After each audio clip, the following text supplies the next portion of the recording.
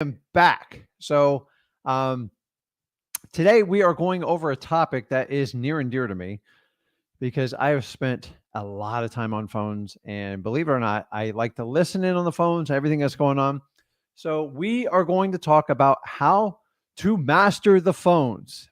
And I don't care if you've done hundreds of deals or you've never done a deal, you have to learn how to master the phones because let's face it, if we're going to talk to sellers, the first point of contact 95% of the time is going to be on that telephone. So, this is a skill set that everybody can always work on polishing. And you are never too polished to learn something new on the phones. Because I tell you, man, in 20 years and to this date, I always pick up like a new little tricks to help the success rate go up. So I'm going to be honest in the beginning. Honestly, if I could just answer the phone, I was golden. And honestly, in the beginning, it's just getting on that phone and making those phone calls and talking to sellers. But as you progress, and everybody will progress that's tuning in here, you want to get better each and every day. And the idea is just get a little bit better, get 1% better each day. But the more time you spend on the phone, and if you're wholesaling, you will spend a ton of time on the phone. Let's face it, it is the easiest way to get in contact with sellers. So guys, do not ignore today's live. It is all about the phones. So just like we normally do, we are going to do about 20 minutes, and I'm going to walk you through the most important parts of understanding the phones and how to progress your skill set to it. And then we are just going to take lives. And if you've never done a live with me, it is pinned in the upper right-hand corner of the comment section. If you get on there, it's first come, first serve. It's already stacked up, so that's really cool. And keep in mind, I'm always live on Mondays as well at 8 p.m. Eastern time, especially for people a little bit more on the West Coast. So guys, I missed you and I'm back here. I was tied up the other day. I was in a meeting, but Zach did a great job and you guys enjoyed with him. So, but guys, the biggest thing you've got to understand on the phones, and I'm telling you right now, is you have to have just an insane like energy level. So remember, whatever you lack in experience, you can easily make up enthusiasm. I can't tell you how many deals I did in my first few years just because I had a really positive attitude and I wanted to help people. And I didn't know everything, and that's okay. But there are people that told me, Rick, I just like the way you treat me. You've been upfront, you've been honest with me, and you're really enthusiastic. I want to give you a shot. And all you need is one person to do that with you, just one. But remember, they can't see you. Now, maybe we'll progress to do FaceTimes and Zoom calls and stuff like that. For the most part, people are not going to see you on the phone. So you got to get your energy level. I can't think of a better way to start the energy level than with this video right here. Let's go.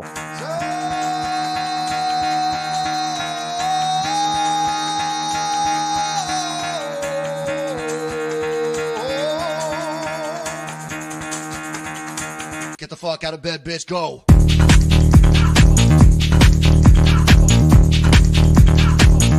Get up, and get the guy go.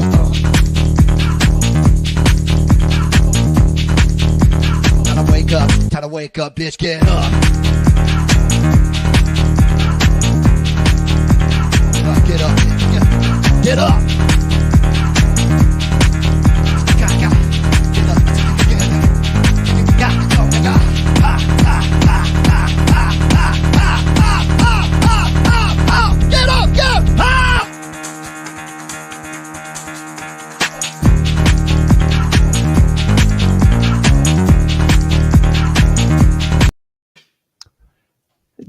So listen, if you can take that same energy level and translate it over the phone, you are off to a great start in wholesaling. So guys, remember, they cannot see you. And if they cannot see you, if you're having a bad day or anything like that, it's going to come out on the phone. So the first thing you need to do before you do anything on the phone is you've got to fix your attitude. So I'm going to go through about a 20-minute presentation.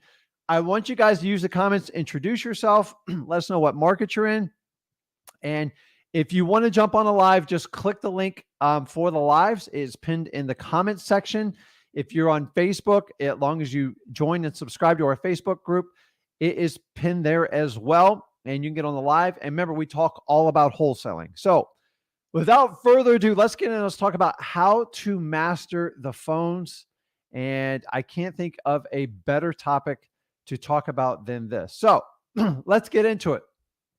So the first thing on the phones, guys, is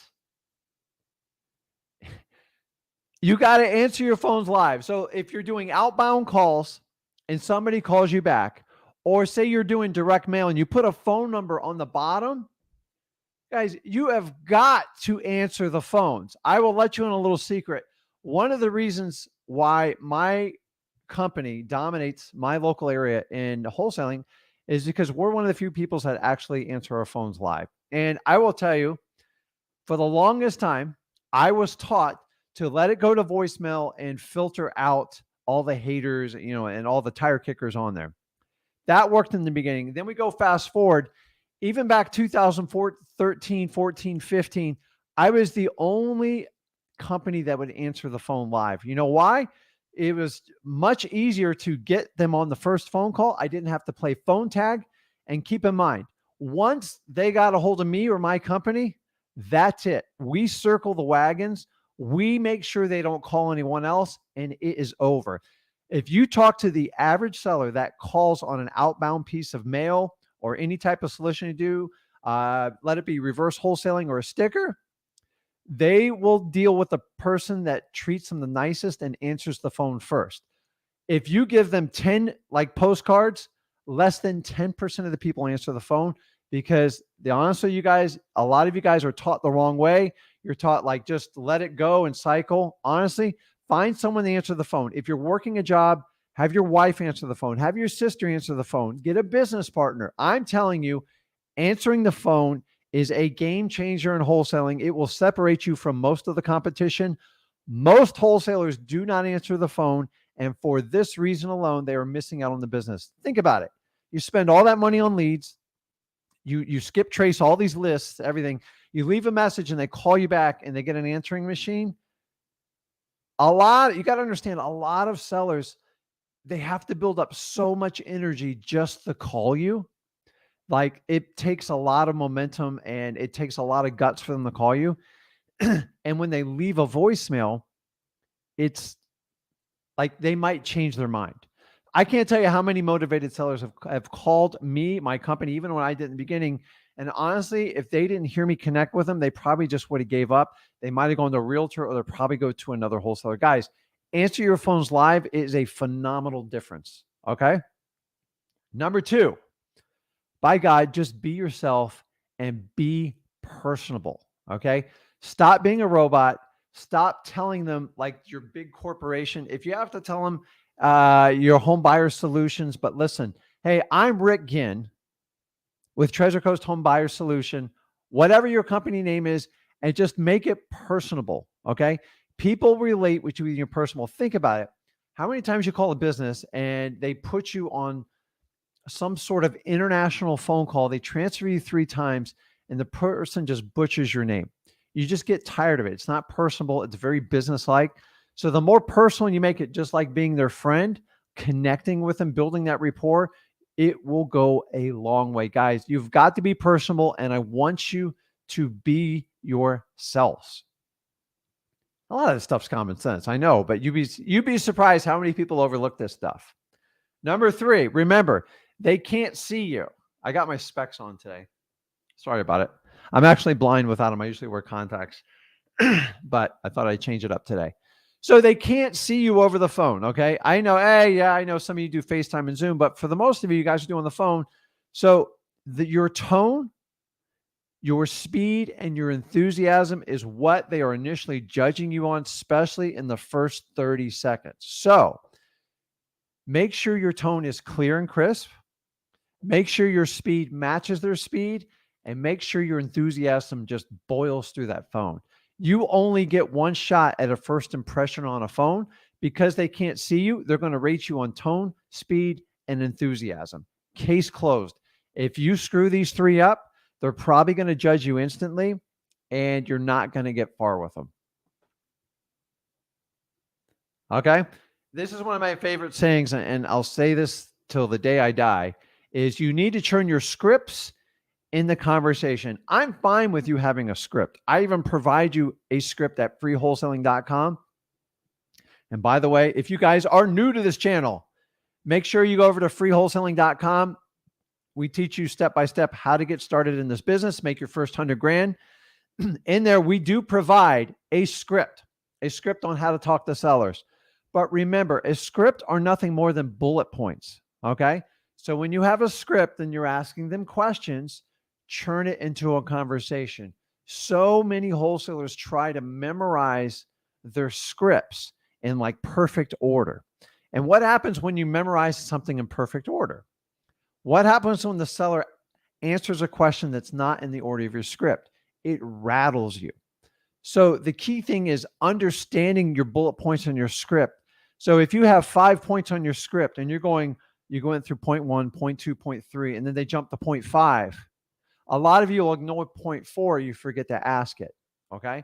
So you have to learn your scripts inside and out. It's not good enough just to memorize them, and you need to turn them into a conversation. Let me give you an example. If I'm talking with a seller and I ask them about the condition of the property, and they jump out right away, hey, Mr. Rick, I need to know the price you're going to offer. Okay. I'm simply going to take control of that conversation and say, listen, I need to ask you some questions to find out more about your property, Mr. Seller. Are you okay if I continue asking questions? And I promise you we'll get to the price. I guarantee you I will. But I can't give you the best price without getting some more information from you. It's okay if I ask these questions. Okay. That's turning a script into a conversation. I can tell when someone has a script in front of me because when they get rattled, they're trying to fumble through the script and they're trying to find out how to ask the right question out of sequence. So, guys, if you have a script, and I almost guarantee everybody on this call has a script, practice turning it into a conversation. The best way to do that is learn the script thoroughly, meaning understand all the points backwards, forwards, in the middle. So when you get questioned on it and it goes out of order, you can easily make sure if you have 5 points on your script, you get all 5 questions answered.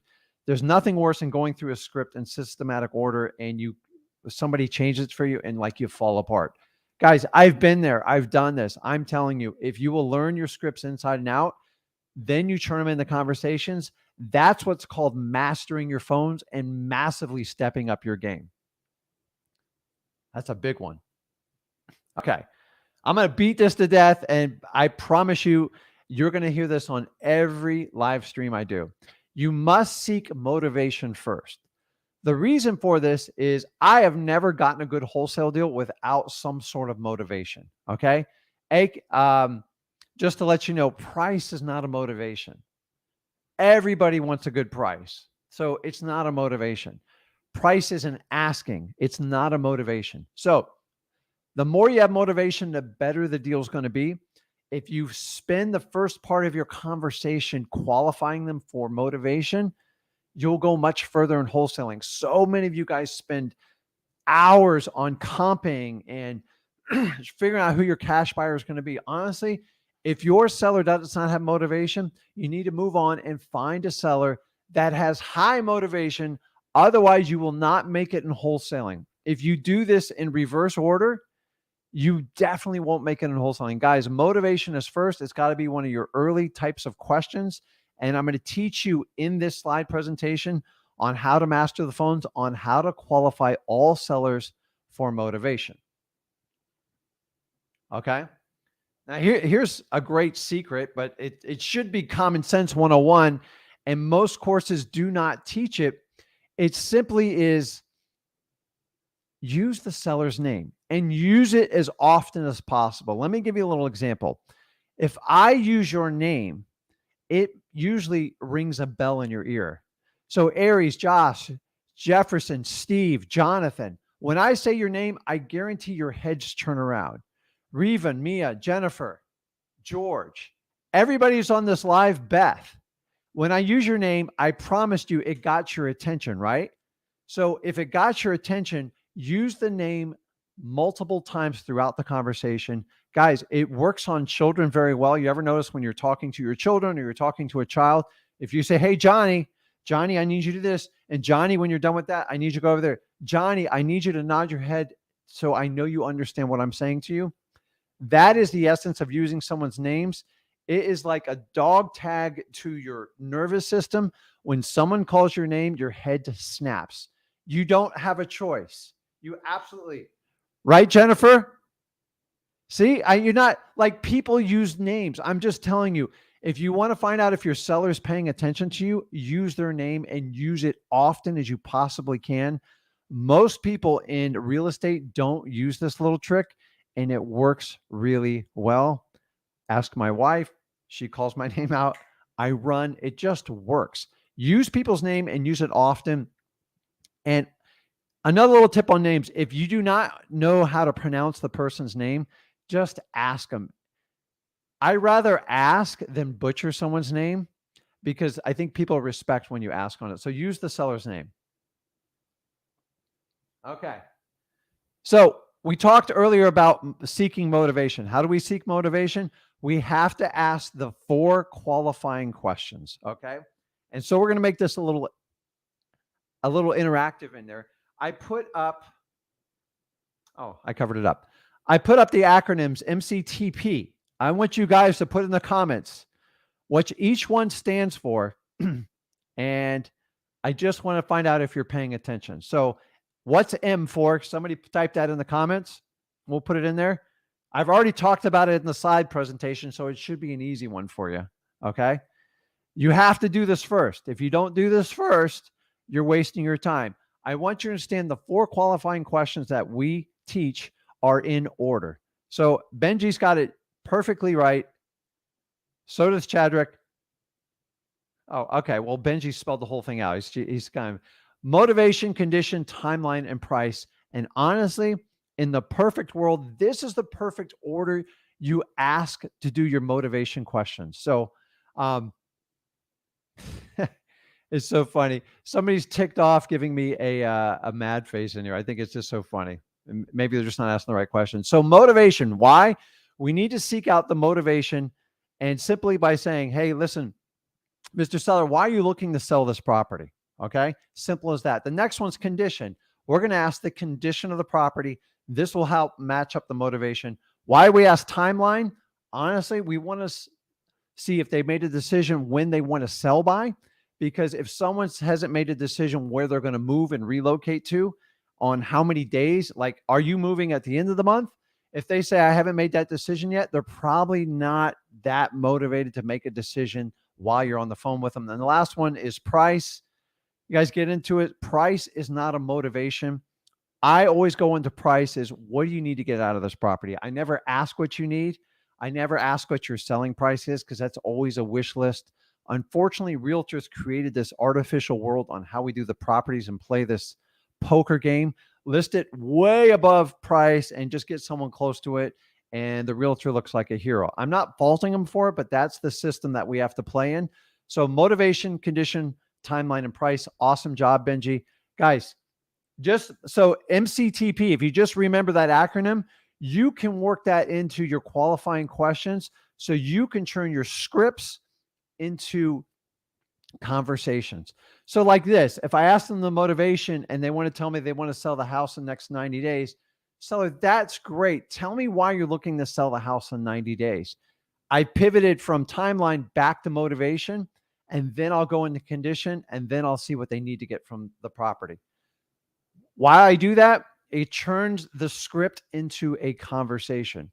We cannot be robots. Guys, you have to be professionals and learn how to do this. In the beginning, honestly, I just want to get you on the phones, because sometimes you have to be mechanical. But as you progress, each month you get through it, actually each week, you need to get better and better on the phones. Okay, we're getting through there. We're almost done. Okay, this is a big one. Don't be an order taker. Maintain control of the conversation. And what do I mean by that? Is so many times when we're having a conversation with a seller, is you're always going to get people that run you over. Guys, it's going to go on forever. It will never stop. This is how Sales 101 works with dealing with wholesaling. Now, keep in mind, I don't think you're even really selling. You're more of disqualifying people. But when we're qualifying it, you're going to have people run you over. So when I say, hey, Mr. Seller, can you tell me tell me what's going on with the house? Why would you want to sell it? Can you tell me about the current state of the house that's condition? And they'll go like this, Rick, just get to the price. I don't have time for this.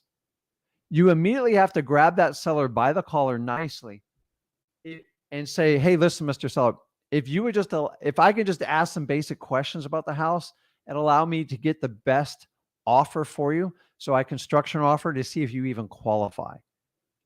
Do you mind if I ask some questions? Okay. If you don't do that, you are nothing more and listen, I'm not knocking anybody who does fast food, but you're at McDonald's, you're asking for a number 1, a number 2, a 3, or 4. Okay. That doesn't work in wholesaling. Guys, there's no click here and get your price. Okay. You have to grab them. And honestly, if they won't give you that permission, odds are motivation is going to be terrible. And as Jonathan says here, no motivation, move on. They saved you the time. Okay.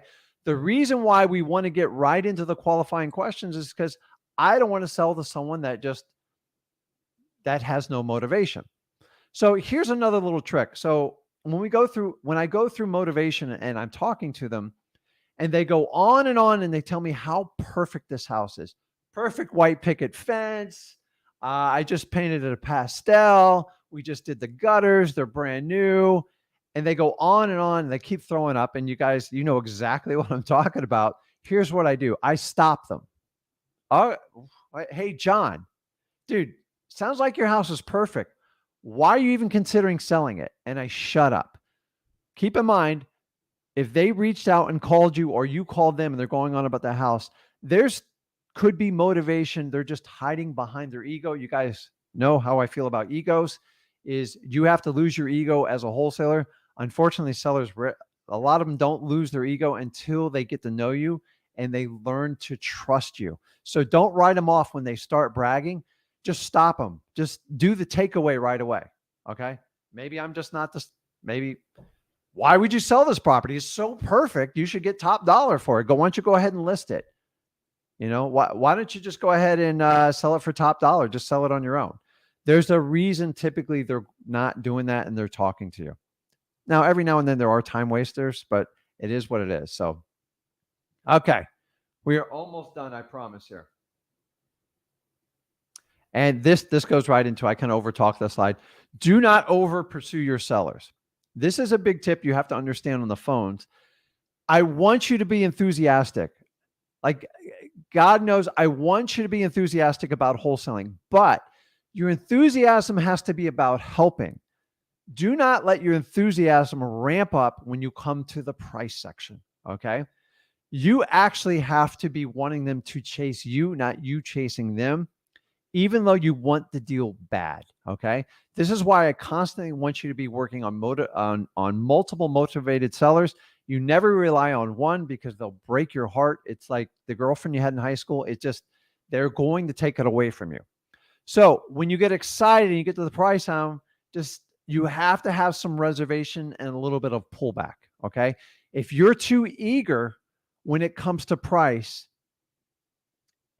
remember, they're going to take that as a cue like, Rick can pay me more. And I want you to understand that that's not what you want to get across to them. Okay. You want to help them. I get it. But honestly, a lot of you guys, when you're starting out with your first deal, I know I did, you chase them too hard and it's going to cost you. Okay. Slow down, be enthusiastic about helping them. But when it comes to price, just say, listen, let me see if it's going to work. Try to get their numbers and set up an appointment, and do not get over eager. Now, when it comes to your appointment, you don't want to get over eager about the appointment either. Say, listen, I think I have an opening tomorrow at 2:00. Let me know if that's open. I got a couple other houses we're looking at in the area. Maybe you're just doing driving for dollars. I don't want you to lie for people. So go out and do driving for dollars and then go by and look at their house. But if you are too over eager on your first deal, it makes sellers nervous. Okay.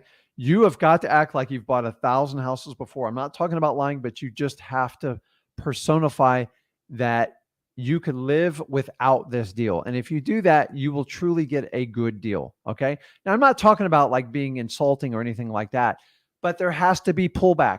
Your natural intuition is to attack, go after it, whatever you have to get. But remember, if you don't get a good deal, it's not going to help you. It's not going to help your family out. And it's certainly not going to make you a better wholesaler. This is opposite to what you feel. Welcome to wholesaling. Once you understand these nuances, you will get it. I promise you, this will help you out tremendously. Okay. By God, when you're on the phone, I can't tell you how many times I did this at the beginning. Sometimes you get so excited, you forget to ask for the appointment. Okay. I want you to understand, guys, when you're on the phone, you only get like when you have a motivated seller on the phone and you find motivation, get as much information from that seller as you humanly possibly can. You know why? Because a lot of times when they get off the phone, they're hard to get a hold of. They are really, really, really hard to get a hold of, and you'll play phone tag. So get their email, get their phone number, get a backup phone number, find out their schedule, get everything you humanly possibly can. And for God's sakes, ask for the appointment. Okay. So many guys, if there is motivation, set the appointment and do it. Don't be overeager about it. Just be excited to help them out. But you have to ask for the motivation. I think I got one more on here. Okay. This is seriously important. You got to understand this. Okay. Make sure when you make any phone call in wholesaling, your goal is to get a result. Okay. My goal every time I would reach out on the phone or anybody on my staff reaches out on the phone is to try to get an appointment or try to eliminate, disqualify the lead. Okay. So have a clear-cut goal. Now, you shouldn't be on the phone more than 15, 20 minutes with a motivated seller. Because if you talk too much, you get to the point where you gave them too much. And honestly, the intrigue of meeting with you is probably taken away. Okay. The only exception to that is going to be probates, because probates always need time. Okay. So probates are going to be the exception to this rule. But honestly, if you're on a phone call more than 15, 20 minutes, you're talking too much. Okay. I've been guilty of this. God knows the people I work with have been guilty of it. It's just, if you can't get your point across in 15, 20 minutes, you're probably doing something wrong, and you need to look and see if your script is turning into a conversation and you're getting that information. Okay. And remember, the order of your qualifying questions is, if you can't find motivation early, the phone call should be significantly shorter. That's just how it works, especially if you're doing cold calling. You don't have 15 minutes to talk to every deadbeat lead. If there's no motivation, just move on or put them on a follow-up list or whatever it needs to be. Okay, guys, motivation is the mother of all skills, and it's super important to seek that motivation and find it. If you do it in any other reverse order, it gets painful in wholesaling, because you'll go through hours and hours of work. You'll get in your car, you'll meet with people, and you'll just waste your time. And honestly, I do not want you doing that. So I want to share something with you here. I think this will drive it home. It's a little chart I made up, and this took me a while to figure it out. I always thought, I go, how can I show like a motivation chart? And you can put your own spin on this, but this is like my 20 years of wholesaling, and I want to show you what I came up with. Okay. So this is seller motivation here. So on the left is 0% discount all the way up to like, say, 40 or 50%. And if you guys want to come up with ideas to put on the slide, I would love to update it. But I'm telling you, if people are typically motivated by price, you're going to get between a 0 and a 5% reduction. Okay. That's it. Price is not a motivation, people. And you are going to pay the ultimate penalty before it. Because say you get a 5% just because you get a fast price, you're not going to get a good deal, and you're probably going to like have a bad contract. So hopefully you can get out of it, but you want to write many of those. We move on to the next one. My next favorite one is avoiding the realtor fees. And this is typically, is most people are looking to avoid that realtor fee. But if you go from 5% to the realtor, a realtor is going to be anywhere from 3 to 6%. That gives you a 10% reduction. Guys, 10% is nothing because if they list it with a realtor, the average cost for somebody to list it with a realtor and move on is going to be between 12 and 15%. Okay. So if we look at this, this is where the bend starts, right around that 15%. Okay. And what happens at 15%? That's probably a property that needs repairs and is not going to do well with a realtor, and it's a little bit tricky. Okay. This is where we start in wholesaling. Okay. From 10% and below, I don't even consider a wholesale deal. Honestly, it won't work. Now, the sweet spot is anywhere from 10% and up, because remember, you only got to make about a 10% adjustment to make this deal work. How do you make that work? You got to find out the motivation of the seller. Now, if I know it has repairs, then it's going to go up. Remember, repairs vary. They can be from 5 to 100 grand, depending on what house you're in, what market you're in. But now we're talking at 15%. This is typically where we started wholesaling. If we add on to that, you work up from 20 to 25%. If you add some sort of court pressing need, that's why we really push the government list, because if you have a foreclosure, pre-foreclosure, anything like that, it'll drive it up. And then we work up to like 35%. 35 to 40% is going to be a probate, or somebody has to sell immediately. Arrest records, serious trash out, evictions, stuff like this. And I guess once you understand this, remember, you are not playing in the wholesale world till you get around that 15% line. Okay. Because we have to have a discount to make these properties work. As the market's changing, these numbers are going to change. And when I started in this business, we didn't look at anything below 20, 25%. Okay. Times have changed a little bit. I get it. Okay. I've been through a lot of markets, and I'm going to update this chart. So if you guys have any ideas to add to this chart, send me a message, support@flipwithrick.com. I would love to hear from it. I think it's important, but it at least gives you kind of a visual graph of like, okay, here's discount. And honestly, the more you stack up these pain points, the higher the discount will be. Okay. I bought houses up to 80, 90% discount, like really messed up titles, crazy stuff, and attorneys involved. And I'm here to tell you, it's all true. So let me take this off. I am back on. So I see everybody in the lives here. Let me answer a couple questions. Okay. That's funny. I try not to ignore. I try to get everybody here. So somebody says, so you're 100% correct. I work the phones for years. If you answer the phone live, it will get you the deal. Guys, understanding, if they have 10 postcards in their hand and they're through like 7 or 8 calls and you answer the phone live, they're so sick of everybody who leaves a message. It's a joke. Test this out. Call your local bandit signs. You people that put out bandit signs, and I love you for it because I love bandit signs, you have to answer the phones. I'm sorry. What's the point of printing the signs, spending all that money, going out and hopping out of your car, running out of there in traffic? You guys know exactly what I'm talking about. It's either hot or cold, in the middle of the night, early in the morning, and you do all that work and somebody calls and you let it go to voicemail, and then you play phone tag for the next 3 weeks. It would be much easier, more efficient if you just answer the phone. The technology today to have the phones forward to anywhere you are, or even to a backup. So if you use even like CallRail, I don't know if Vumber does this anymore.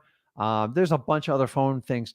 Whereas if the phone rings, like it'll go to my sales staff the first 4 rings, and then it will go to Zach for the next 3 rings, and then it goes to me next 3 rings. I tell my salespeople, if I get the ring, I get paid on the deal. I'll just take it down.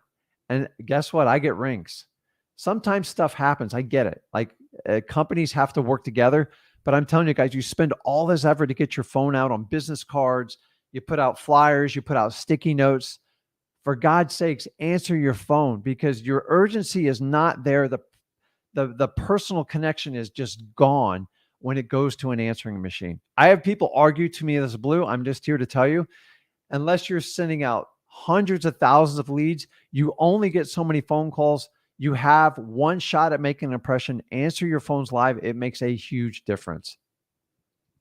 Let's see. What else? So Teresa says, I'm finding sellers getting defensive when I ask their motivation right off the bat. So Teresa, if you want to jump on a live and we can talk about how you're bringing up motivation. So here's one tip. Don't use the word motivation because that word is code between us in our business. Okay. So an easy way to start off the conversation to find out the motivation is tell me a little bit about the house and what's going on.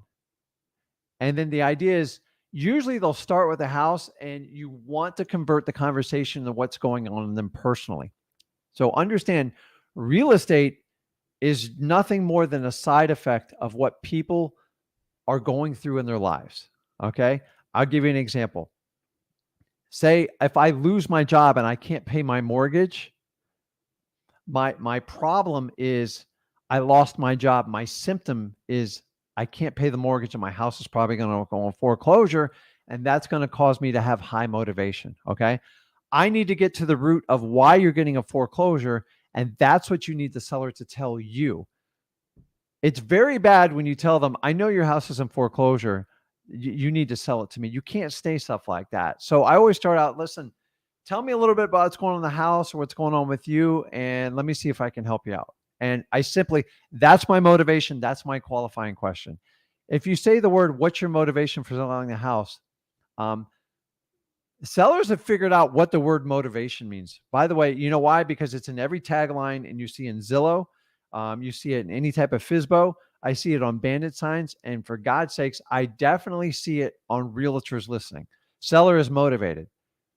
Everybody knows these are words we're all keying on. So you have got to find a way to pull that motivation out. And hopefully that helps you, Teresa. If you want to hop on, I'll be happy to help you out with that. So, okay. Mariana, she says, thank you for this video. I got the whole process down. I just can't make myself make the calls. So here's a couple ways to look at it. Think about why you're even thinking about doing wholesaling, which you know where I'm going with this. It's your why. Okay. Think about this. Envision not making the phone calls and staying in the exact same place you are right now.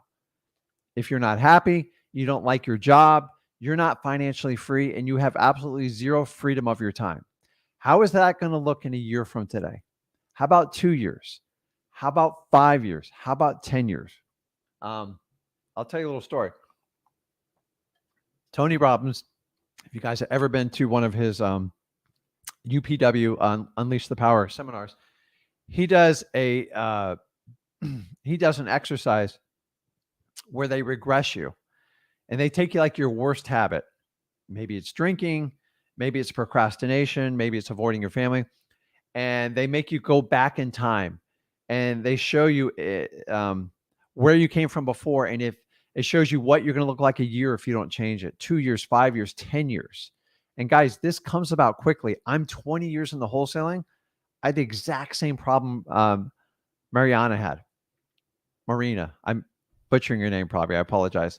But think about this. It's just like working out. Very few people I've ever talked to physically enjoy working out. Okay. So why do you work out? So you can be healthy and fit and look good and attract people that want to be like you, if that's what you want. Okay.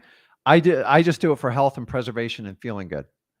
I got to tell you, there's a lot of days I do not like working out. Honestly, I hate it sometimes. So when I'm sick, when I don't feel good, other than being sick, I know that I have to get through it because here's the key is, ready for this? Probably 33% of the time, I don't want to work out. Just don't want to do it. Why do I do it? I always focus at the end result on why I'm doing this. And every time I work out, I always feel better for it. But man, I hate getting up the morning, getting dressed, going to the gym. Dude, if you relate to me, let me know in the comments. It can be painful. Okay. But here's a sidebar. If I don't do that, I know I'll eat a lot more. I won't make myself accountable for what I eat, and I'll gain more and more weight. And as I get older, I'm not a young chicken anymore. things get harder. Okay. If you've ever had to take care of like elderly parents, you will understand this. Guys, you only get one body one time. I did some things that I shouldn't have done when I was younger, and I've worked on correcting them. Okay. Same thing, Mariana. If you're interested in wholesaling and you're committed to it and you know your why, is the reward outweighing your current situation? If it is, then you need to find the discipline to make it happen. And honestly, the anxiety of making the call is actually worse than the phone call. The anxiety of working out and getting sore muscles is worse than the physical workout.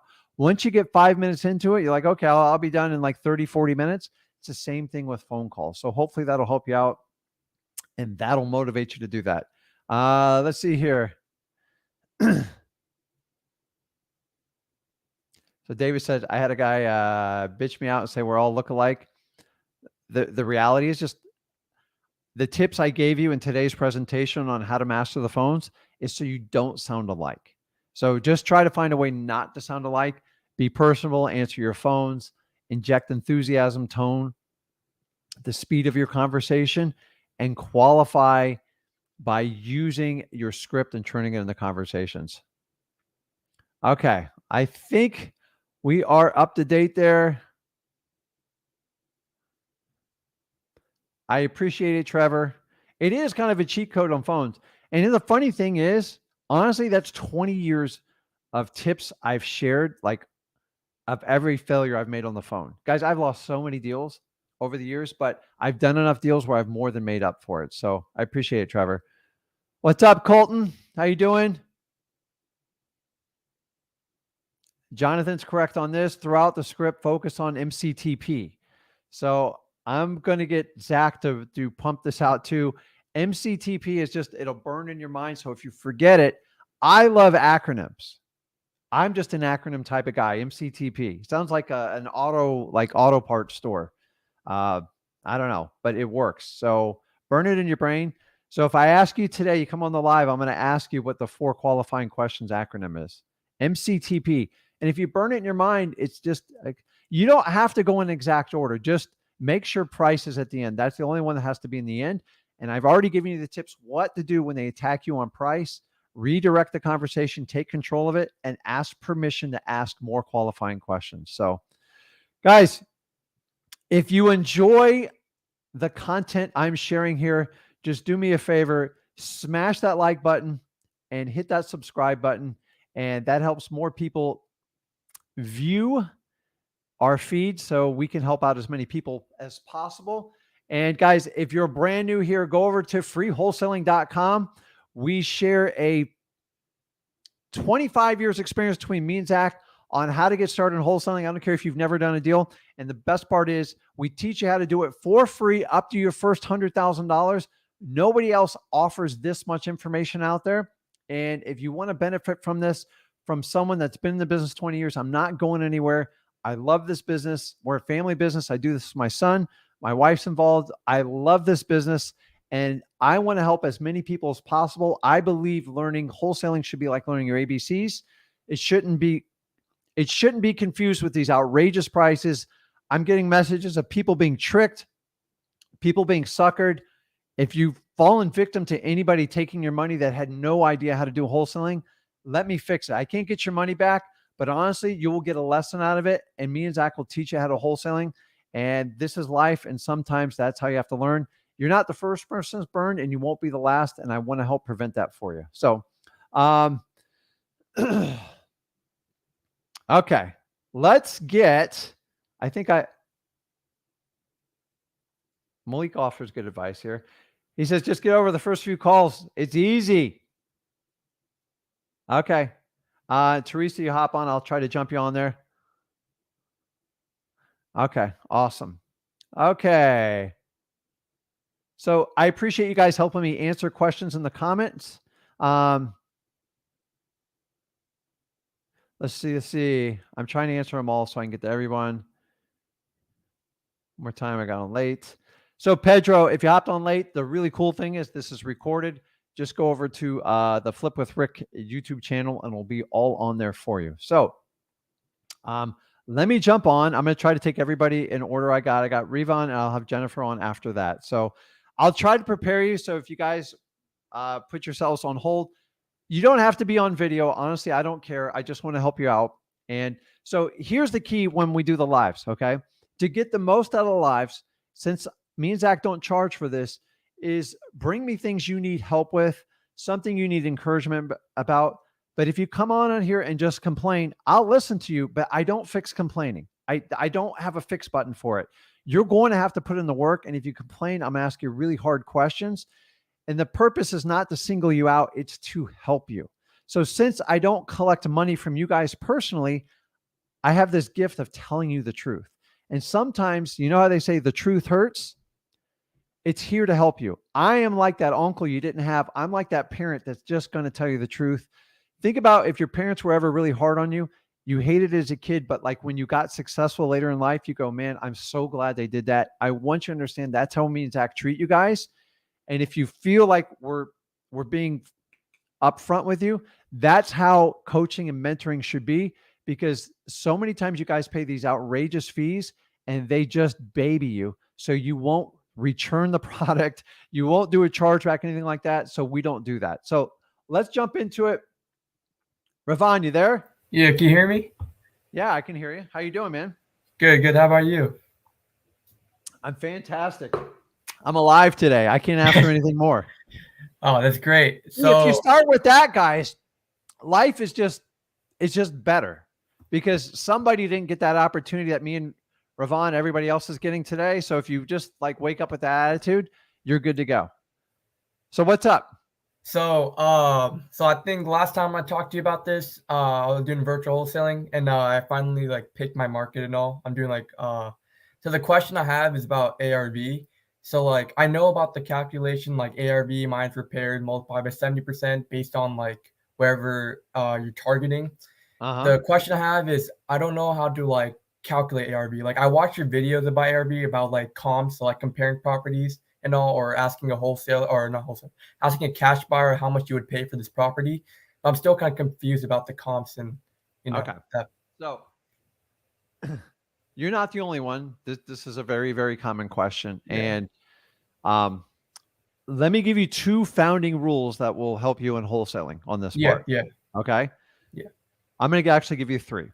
Number one, make sure your seller has motivation. Otherwise, nothing works. Nothing works. The comping, ARV, none of it works. So that's rule number one. The second rule, comps. They are nothing more than a range. Okay. They are never set in stone.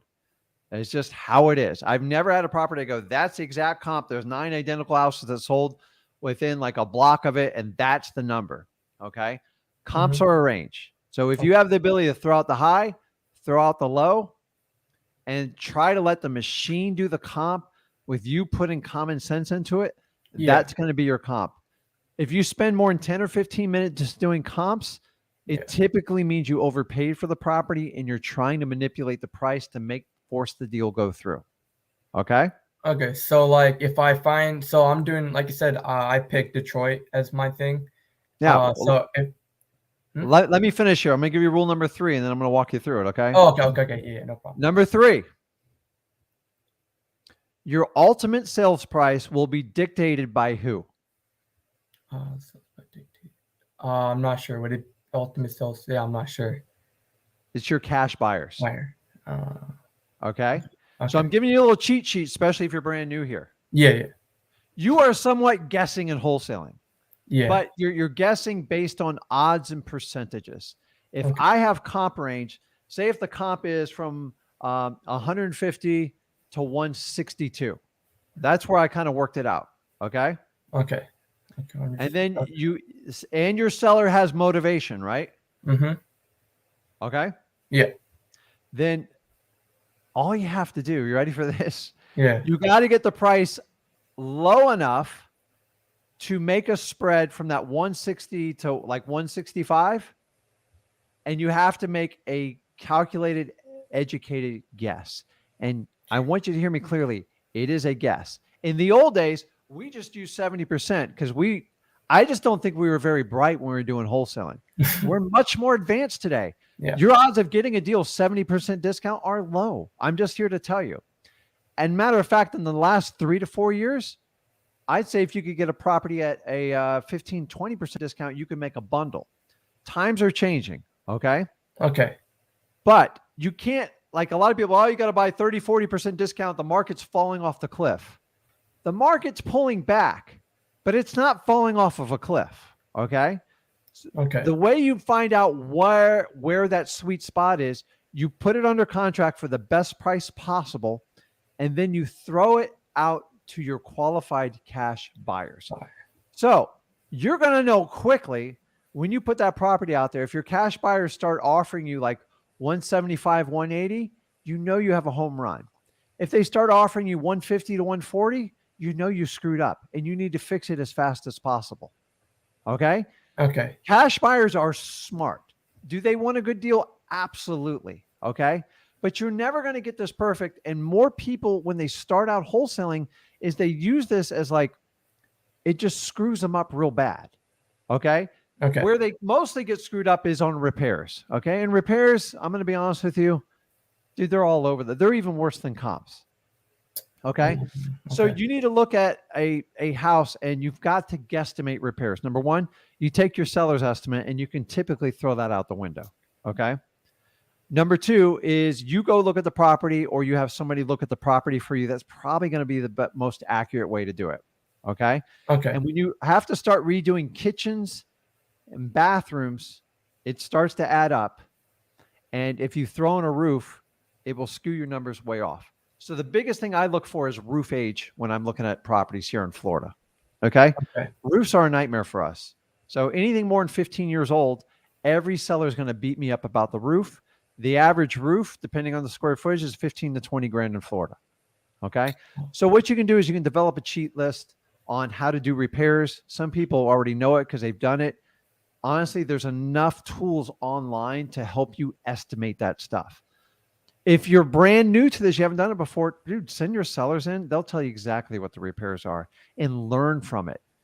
It depends on the quality of house you're buying. The lower end houses, they're basic. And the old days, 6 months to a year ago, we used to do a rehab 10 to 15 grand. It doesn't even exist in our market anymore. 25 to 30 is the minimum. Okay. The numbers have changed with inflation and stuff like that. So do you understand what I'm kind of telling you? So the repairs, whatever you estimate your comp is, you just minus the repairs off because you should get a discount because someone's got to do the repairs and your seller agrees with it. Just because why they're selling you the property. Okay. So if I'm calling this house for like $50,000 and I found like a comp of another property, same square footage, same timeline, same 3-bed, 2-bed, and it's sold for $40K. Yeah. That doesn't mean the ARV should be $40K, right? Remember, they're just a range, right? So you've been in the houses. You walk into some house. The beauty is most properties between Zillow and Trulia and everything is you can look at pictures online and you can kind of get an idea of them. Okay. So what I'm saying is here. So let's go back to the previous example. Say the comps are 160 to 165, and say it needs 30 grand in rehab. Okay. Yeah. So right off the bat, I'm going to always go with the most conservative comp, 160, and I'm going to minus off 30 grand. And then I'm going to figure out whatever I can get for profit in there. Okay. The deeper the discount, the more chance you have of making profit. Okay. The discount. If you go through my coursework, I teach you how to go for the no on the first answer. You know why? Because the cheaper you get the house, the more options you have down the road. Okay. Mm-hmm. Now, sometimes you don't have an option and they just squeeze you with a price and you have to make a decision if you want to take a risk with that or not. Just make sure you have a good long inspection clause and understand that you're probably going to have to renegotiate it if your gut feeling's telling you're paying too much. So on the ARV of 160 minus off 30 at 130, what offer are you going to make to that seller to have it make sense? And remember, your initial offer, you should get rejected. So what are you going to offer on that property? 30 grand, significant rehab. Mm-hmm. So what would you offer on that one? And don't do the 70% calculation. You can do simple math in your head. I've always said, if you need a calculator to make an offer, you're paying too much for it.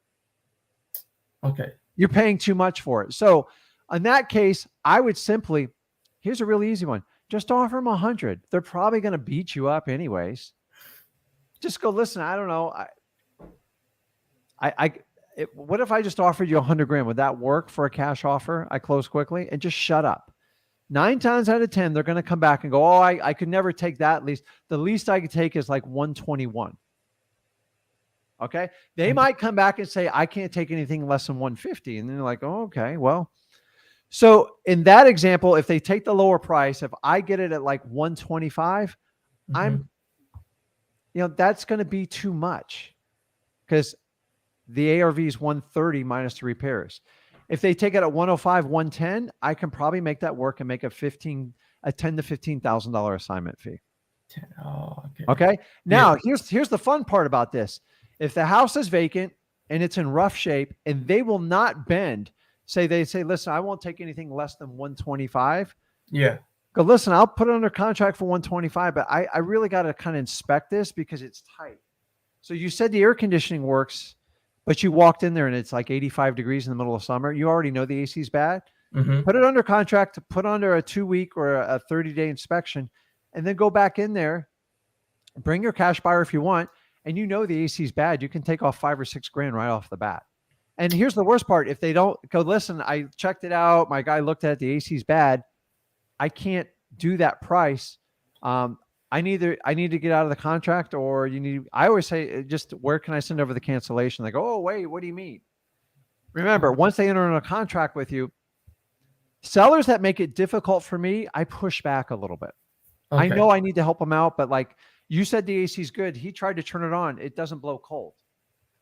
AC is a minimum of $5 grand. I need a $5,000 or $6,000 discount. And that's how I do it. Guys, honestly, if you're cash buyers, when you put it under contract in your first 48 hours, your cash buyers are going to tell you exactly what your deal is worth. And if you have reservations or you priced it wrong, either go back and get a price reduction or cancel your contract. It's that simple. I make mistakes to this day in my company. You will make mistakes. But as you go through time, you'll learn how to do this and you will get better and better at it. Stop sticking to the 70% rule. It doesn't work. 70% is like a no-brainer, right? Yeah. You buy something 70% less repairs, buy it. Or call me. I'll JV with you on it. Okay? Unfortunately, that rule will not get you to a lot of dances in wholesaling. It's just the truth. The reality is probably 75 to 80% are where most of the deals are coming in reality when it's said and done. And remember, when you enter a contract, that doesn't have to be your final number. If somebody gives you a great price up front, take it. But if they're playing games with you and tell you the roof's good and you know the roof's like 30 years old, put it under contract, tell them you're going to inspect the roof. And if the roof's not up to par, you'll have to talk to them about the price. That's it. It's a guaranteed that you'll get a reduction or you'll have to cancel the deal. Does that make sense? Yeah. 70% doesn't, it worked in 2003. And I never taught my son that rule and I won't teach you that. The reality is whatever you can get under contract for, if you can sell it for more than that without killing yourself, do it. Most wholesalers just want to get an initial yes. They don't go for no, and they overpay for the properties and they spend days, if not weeks, trying to sell the property only to get out of the contract. And you don't want to do that. Oh, okay. I see. Does that make sense? The 70%, it's going to handcuff you, man. You can't do anything. That's like saying, hey, I'm going to play a football game. And if my star guy on the return team for kickoff doesn't return 4 touchdowns, if he returns 4 touchdowns, I'm going to win the game. Well, yeah, no duh. It does. So 70% is an old school rule and it doesn't work in today's. If you get 70%, just take it. Take it every time. Everybody watching this, 70% is a guaranteed you'll make money for the most part. Okay. But the reality is a lot of us are somewhere between 75 and like 83, 84% discounts. That's just the truth on it. How do I know if I'm going to make, I can tell you, I've had deals where I put under contract where the property's motivated, the seller was difficult. I put it under contract. I either got a discount or I got a cash buyer to pay more because I knew there was a lot of demand in that area, and that's it. So let your cash buyers be the final dictator. Okay. And you'll learn quick. But honestly, if you have reservations about a property and you know what they're telling you suspect, just make a longer inspection period. It gives you more room to find out what the property's worth is. and it gives you the ability to get out of the deal or renegotiate it. Does that make sense to you? Yeah, for the inspection period, the cash buyers are the one that's supposed to inspect the property. Am I right? It's up to you. I mean, yeah, I bet that's a whole nother conversation. Well, let's just start with the basics here on Yeah, it. yeah. Okay. So it depends if the property's vacant, if the homeowner's occupying the property. Because sometimes with sellers, you only get a few shots to show the property Mm-hmm. and you have to make a decision. When I only have a few shots to show the property, I'll typically bring my contractor, which is someone I do business with, which I give them other types of rehabs. I'm not a big rehabber. I only properties I Yeah. want to keep. And I have him go in. He goes, dude, the roof shot, the AC shot. He writes out on a list, gives me an estimate, and I just give it to the owner. I'm like, I got to get out of this contract. They're like, and they always say to me, well, what can we do? And then I go, well, we can sit here and discuss the offer price. I can't do that number. Or I tell you what, if you can put on a new roof, put on a new AC, I'll go ahead and move forward with that price. And they'll typically either get out of the contract with you or they'll try to negotiate with you. Either way, it's a win. That's how I look at it. Okay. Okay. And I had another quick question. So today I was calling this someone. His house was $50,000, and I went it down to $30,000 because you always say try to go for too low, and you always like make them so low so they can say no. And so I did for $30,000, and they said no because I kind of estimated. I didn't calculate it because I know that looking at the condition of the property, it has to be like below 50,000 for sure. So I Okay. might contact him again and see if $33,000 or $32,000 work for that house once I calculate it and all. So, guys, the reason we ask you to go for the no is to get that painful conversation out of the front, because you got to find out if the motivation's good enough, they'll keep dropping their price, and it'll save you from all the aggravation of trying to sell this to cash buyers and they tell you paid too much for it. It's going to save you the pain of coming on this live and saying, how do I sell my deal? I've tried everything. How many sellers did you call? Well, I've presented to 10 people and they all say overpaid for it. And I just say to you, you overpaid for it. You didn't ask for a low enough price in the beginning. The idea is not to be reckless with it. And in my free wholesaling course, the one me and Zach have, we teach you multiple ways that you can attack this without feeling like an idiot. Okay. The reality of wholesaling is if you don't go for that initial no, you're typically going to leave a lot of money on the table and it's going to cause you a lot of pain. Okay. So many wholesalers are taught just to get stuff under contract. That's not really wholesaling. That's like co-wholesaling and this thing. If you want to earn realtor fees, go for it. You get $2 or $3 grand, but honestly, it would be easier just to be a realtor because you're just putting stuff slightly below discount. Remember, I'm going to pull this chart up here. Okay. We don't play in this 10% zone. It doesn't work. That's realtor land. Okay. I didn't get into wholesaling to make $2,000 and $3,000 commissions. Okay. You need $15,000 to $30,000 paychecks. You got to be up in these ranges. Okay. So by going for no, it allows you to filter the people out that are not serious about doing business with you. By the way, you can refer them to realtors and you can get a commission off of that. So just go for it. But it doesn't mean you have to be, okay, I'm not going to use bad words. You don't have to be an idiot what's the cheapest price? And you give it to me. No, I pay all cash. That's how I used to do it when I started. Remember, I was mechanical. I didn't know what I was doing. Okay. So we give you, we teach you the scrunchy face. We give you good cop, bad cop. We give you 3 ways which you can bring any seller down. Remember, the worst thing you can do, the worst feeling getting wholesaling is if you offer a price and you think you're getting a good deal and they put their hand out and shake your hand right there, you just overpaid for the property. Okay. The idea is to get a no without getting kicked out of the house and saving face. It's painful. It's awkward. It's uncomfortable. But by doing that conversation up front, you will be a superstar at the end. I promise you. Okay. And it's okay that if I see a house priced at Zillow somewhere, it's okay. I could estimate $20,000 or $10,000 off the original price, right? It's okay to say it again. I'm saying if I find a price on Zillow or something like I said, $60,000 for example, it's okay that I could estimate it and talk him down to $40,000 or $30,000, right? Without just keep in mind, I look at everything as like, if I'm a cash buyer, what would I pay for that property without all the BS I got to go through with a realtor? Remember, guys, when you deal with smaller properties under like 75K, the numbers get tighter. Okay. So percentage wise, sometimes it works. So going from 60 to 40, I don't have a calculator in front of me, but that's a sizable discount on a smaller number. Okay. You understand what I'm saying? Yeah. Once you get below 50, 10,000 off is you're at a 20% discount right off the bat. So be proportionate. It gets a little bit harder when you get in like the smaller numbers. Okay. Like you're starting to split hairs, but remember, in the end, Ravon, your cash buyer will always dictate what the true price of that property is. And you need more than one cash buyer to dictate it. Once you deal with 4 or 5, you'll get an average and you'll know if you're in the right area or not. And sometimes you get, like, I've gotten $100,000 premiums and I'm in shock. And sometimes people want it 20, 30 grand less than I paid for it. I go, we screwed up. You have to screw up multiple times to really understand this business. That's why all real estate is local. And that's where you become the expert in wholesaling, marketing, and knowing your market and market knowledge, and you will progress and you will do amazing things with it. Okay. All right. Thank you so much. Okay, Ravon. I appreciate it, man. Okay. Jennifer, I'm going to pull you up in a second here. I'm just checking comments. Kalen's got a good question. He says, hey, Rick, when reverse driving for dollars, what do I do if the homeowner comes out?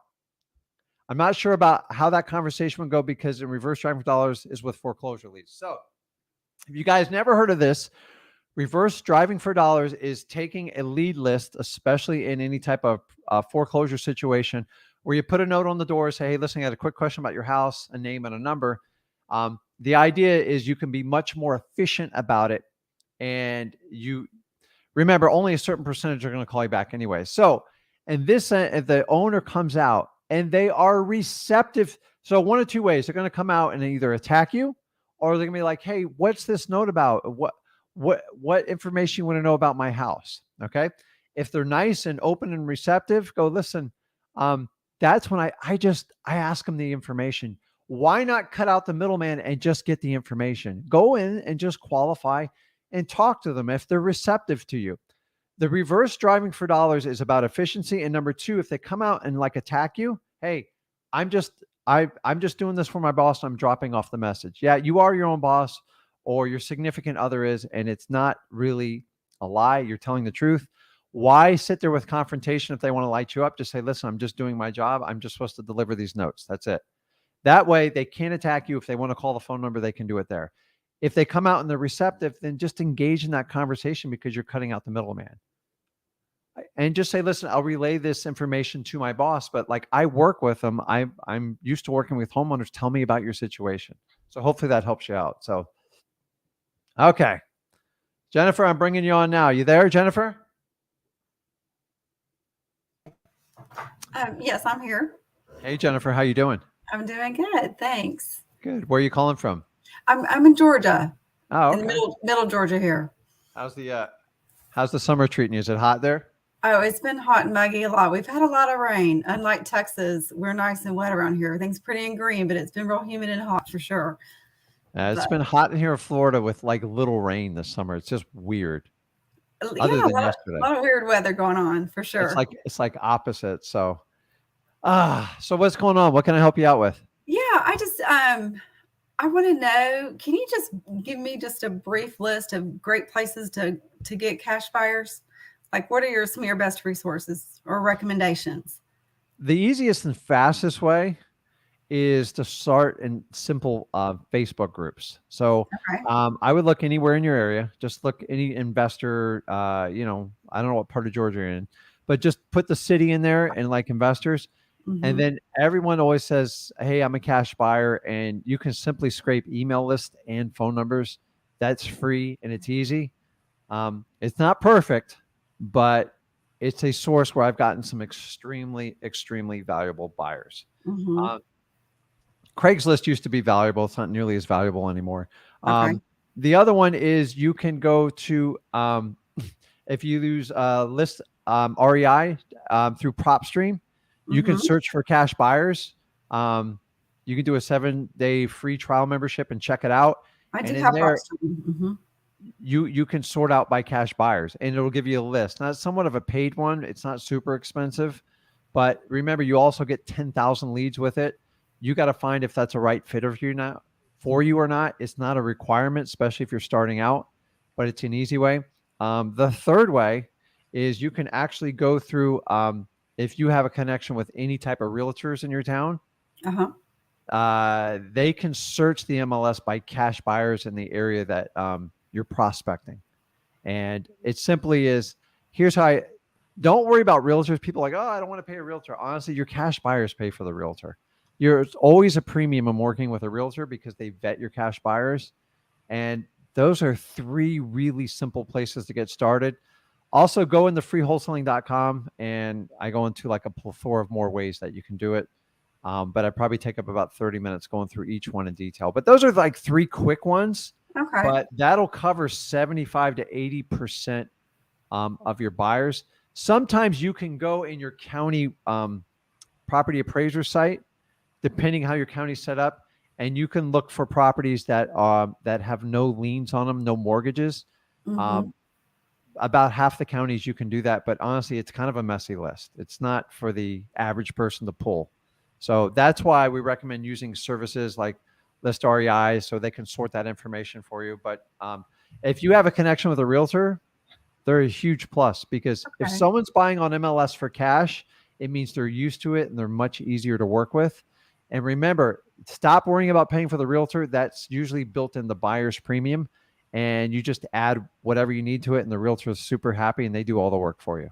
Okay, I appreciate it. I actually do have PropStream now, and I didn't think about that whole Yeah, cash buyer thing. So use that's it. great. Yeah, because it's there. So it's but the realtor ones, like, guys, I'm telling you, like, people are like, I don't want to pay a realtor. I'm telling you, they pay for the realtor and then some. Just the average when I get through a realtor, my buyers pay 10 to 12% higher, and I'm only paying that realtor a 2 to 3% commission.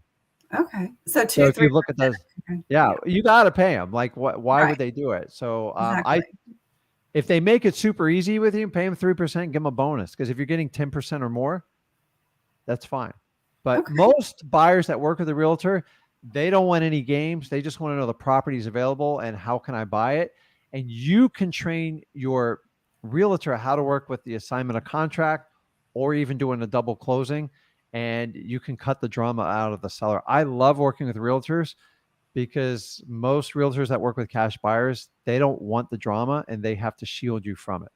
So unless that realtor gives you drama, it's pretty much a drama-free transaction, and they'll control their client. You never have to touch or talk to the client, and they understand. Okay, thank you so much. Okay, awesome, Jennifer. Okay, let's see here. I missed a comment here. Okay. Fernando, you there? Yeah, Rick, how you doing? Good, man. How you doing? Good. Just when you were talking to the previous person, I just got a lead call. From you should have just done it live with us. They just called me and they just called me. So tell me a little bit about it. Nothing. It was just so what I'm doing lately is I'm reverse driving for dollars on probate leads. Okay. And on foreclosure. Like, I'm basically doing it on all my lists. And so that was one I put a few days ago, actually. And so they just called me and said, yeah, they're looking to sell this, that, and the other. Just now's not a good time.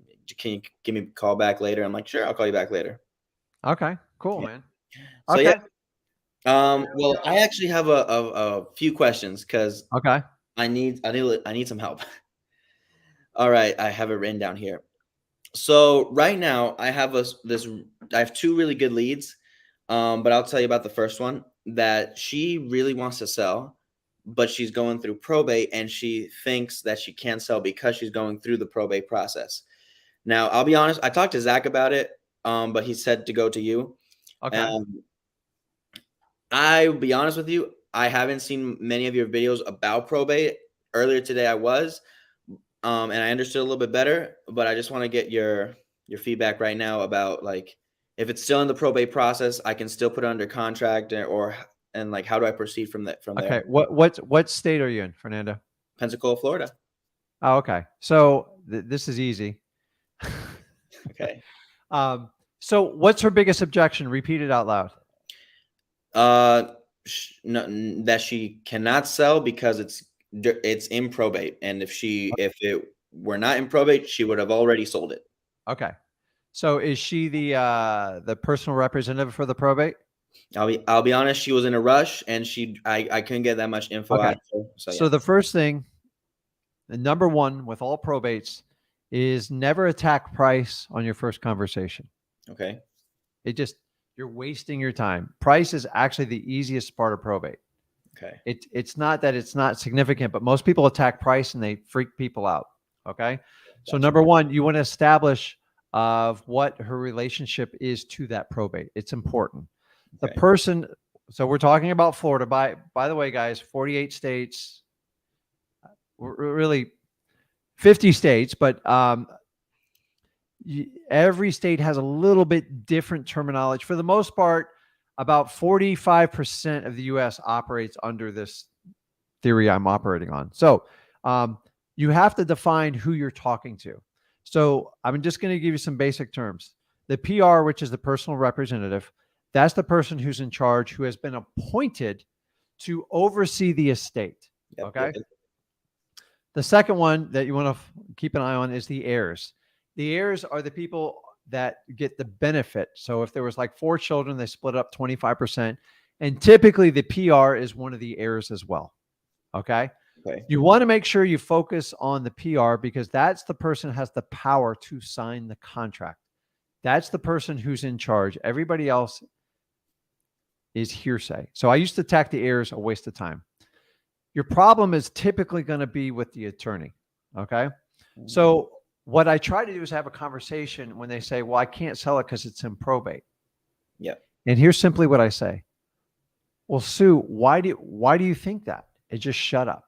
9 times out of 10, you say, my probate lawyer told me I cannot sell it till the probate's done. Okay. It's 100% a complete lie and fabrication. Why?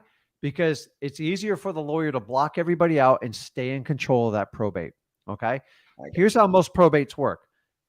A probate is a legal process to wrap up the affairs of a deceased person. Mm-hmm. Predominantly, real estate is one of the biggest ones, but there's other things. There's stocks, there's bonds, there's checking accounts, there's cars, boats, etc. Okay. The biggest problem for people is typically real estate. Okay. And when someone passes away, people die with mortgages. Remember, you still got to run the electric. You got to do the insurance. You got to plow snow. You've got to mow the lawn. You got to deal with hurricanes in the south. It's a nightmare. Like, so when people get this, like, you kidding me? How long does a probate take? Well, if it was up to a lawyer, it would take 5 years. Okay. I'm not kidding you. Like, I've seen every manipulation by lawyers. I'm not saying all lawyers are bad, but I've seen the worst of lawyers in probates. Okay. So since we're in Florida, I can give you direct guided directions here because I've done this hundreds of times. Awesome. Okay. The reality is a probate it encompasses the house. Okay. So you want to find out if how she's titled on the property, who was titled on the property. Okay. Okay. Sometimes when you guys know if it's a husband and wife on title, and keep in mind, guys, I'm not a lawyer. I'm not giving legal advice. I'm just telling you how to work as a wholesaler. Okay. So don't quote me on legal advice. Sometimes properties, they go through different types of probates. So a simple property where there's a husband and wife in there, the lawyer's trying to exclude it outside the probate, and they file for what they call a summary judgment, which basically pulls out of the probate so the other spouse can take clean title and take off the deceased person. Those are a piece of cake and they go lightning fast. 30 to 45 days, I can have the property bought and sold. By the way, most probates are vacant. Is this house vacant, by the way? I don't believe so because I put a sticky note on it and they called me from that sticky note and it looks like they were leaving the house because they're going to church. So I don't believe so. Okay. So what you're trying to do is first clarify what her role is. And you also want to clarify that she wants to sell it. I can't tell you how many probates I go through it. Like, yeah, we're going to keep it. I'm like, well, if something changes, please give me a call if you need any help with it. Sometimes it's too big of a project for them. By the way, when the house is motivated, they usually want to make a much quicker decision. Sometimes they're emotionally attached to the house and you just got to give it time. Okay. What you're trying to do is find the motivation is a lot of them go like, I don't want to pay the more. So then you ask some basic questions. You know, if there's a mortgage on the house, by the way, through listrei.com, you can find out a lot of stuff in a click of a button. Okay. Yes. If there's a mortgage, they're usually even much more motivated to get rid of the house because somebody has to pay that mortgage. Yeah. A lot of times, Fernando, they don't pay the mortgage. And guess what? The equity just gets eaten away by the bank. And then the bank usually will hire a lawyer, make it 10 times worse. Okay. So ask as many questions as you can. Honestly, a lot of times these take between 4 and 6 conversations to pull all the information out. While you're doing that, the goal is to build as much rapport with that PR as humanly possible. Okay. I make little friendly suggestions and I take calculated risk because I'm an investor. Okay. If she goes, man, I don't know how I'm going to mow the lawn. I drove by the house and the lawn's like 2 feet high. If she's cooperating me, working with me, I'll go pay someone to mow the lawn. Dude, it goes for $50 will go like forever. Okay. And it's the right thing to do. And you help people out. Okay. A lot of times they'll offer to reimburse you. You can do it like that. I offer to get a key cut. She goes, I don't know how to get a key. Long as you get an email from them with their permission, you can get a locksmith out there and cut a key. Or if you want to change it yourself and you have permission, if you do that, you actually get a lot of control with the property. Okay. Okay. The idea is to find out if she wants to sell it, any liens on the property and what she wants to do with it. And she's going to tell you, hey, Fernando, I like everything you say, but my lawyer said I can't do anything until the probate's complete. Well, hey, Mr. Seller, what if I could show you a way where you could sell the property before the probate's complete? That way you don't have to pay the mortgage anymore. We don't have to mow the lawn. You don't have to maintain the utilities, and you don't have to worry about the rest of hurricane season. Is that something we can sit down and talk about? You have to give them incentive to meet with them. You can't give them everything over the phone or you're never going to get anything done unless you have to do it virtually. Okay. Gotcha. Then when you meet with them, let them know they have the power. They have the authorization to enter into a contract to sell the house. And the benefits of working with me is if you enter into a contract with me, I'll be flexible through the probate process, but I'll show you how you can submit an order through your lawyer to the judge to liquidate this asset out of the probate so it's no longer a headache for you. Now, they have to wait to get the money till the probate's over. That's correct. But they don't have to wait to sell the house. That's it. Okay. And you have to do it systematically like that. I want you to go back and watch the replay how I explained it to you. But I love when people present problems. I can't sell the house till the probate's over. Dude, I've entered hundreds of orders. Now, here's the reality. If you can connect with her and build that rapport before that lawyer flexes his muscle and gets in the way, you will have a much easier time. The minute you have to go through the lawyer, I'm going to be honest with you, it sucks because they flex through, we need to get an appraisal. Yeah. I need to review this contract. So if you can beat her with speed and get that contract signed, maybe you mow the lawn for her. Maybe you look out for the house. Maybe you clean up some debris around the house and show you're on her side. That lawyer's done nothing but take money from her. I promise you. Lawyer's going to hate you for it, but they're going to respect you in the end. Okay. Once you have it under contract, you're simply going to tell her, not the lawyer. Ask your lawyer to file for a motion to liquidate the asset. Oh, what are you talking about? Just go to your title company. They'll show you how to do it too. You can do this in the state of Florida and most of the states. Not every state's the same. Don't quote me on this outside the state of Florida. But I'm in Florida. I'm telling you exactly how to do it.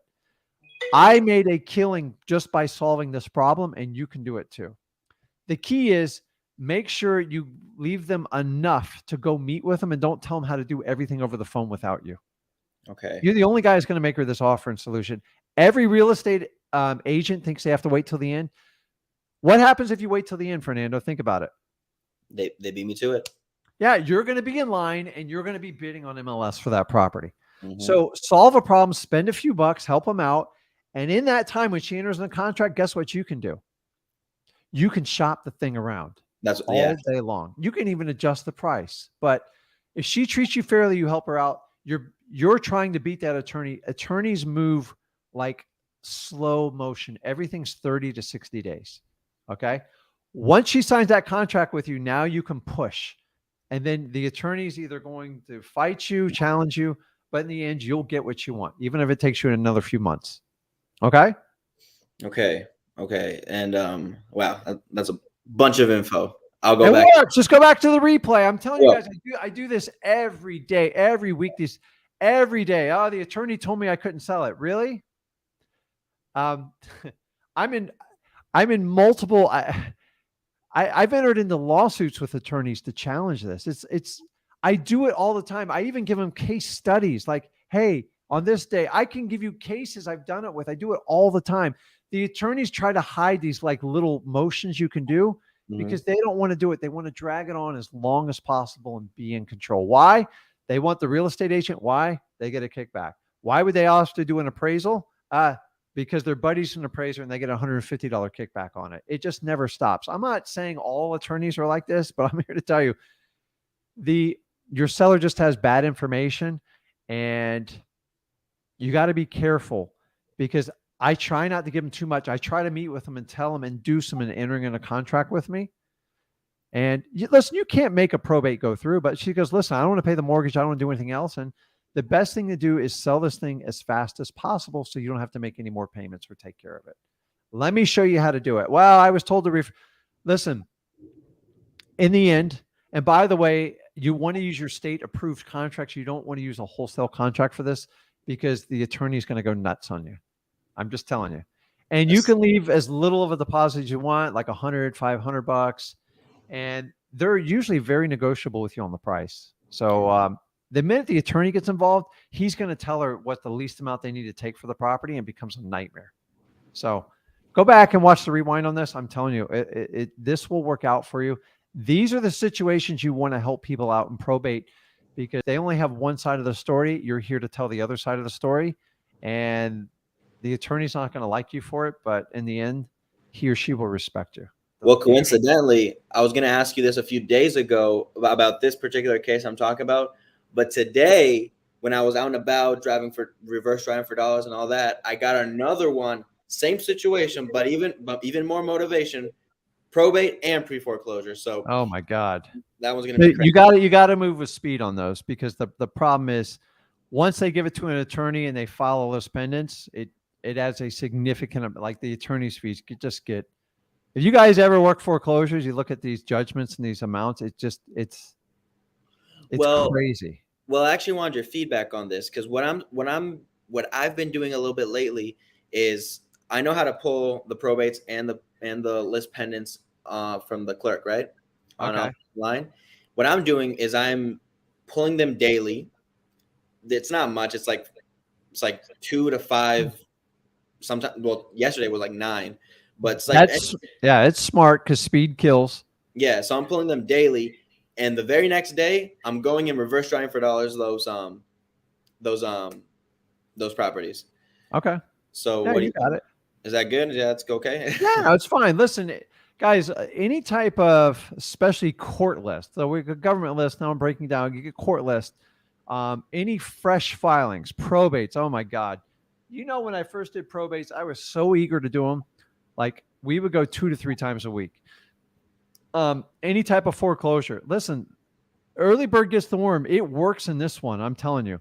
Okay. The problem with foreclosures is like, Nick's putting on here, don't touch foreclosures. That's not the attitude you want. Just be the first one to touch the foreclosure, the last one to touch the foreclosure. Foreclosure is a lot of drama involved in them. You're just trying to find someone that wants to work with you.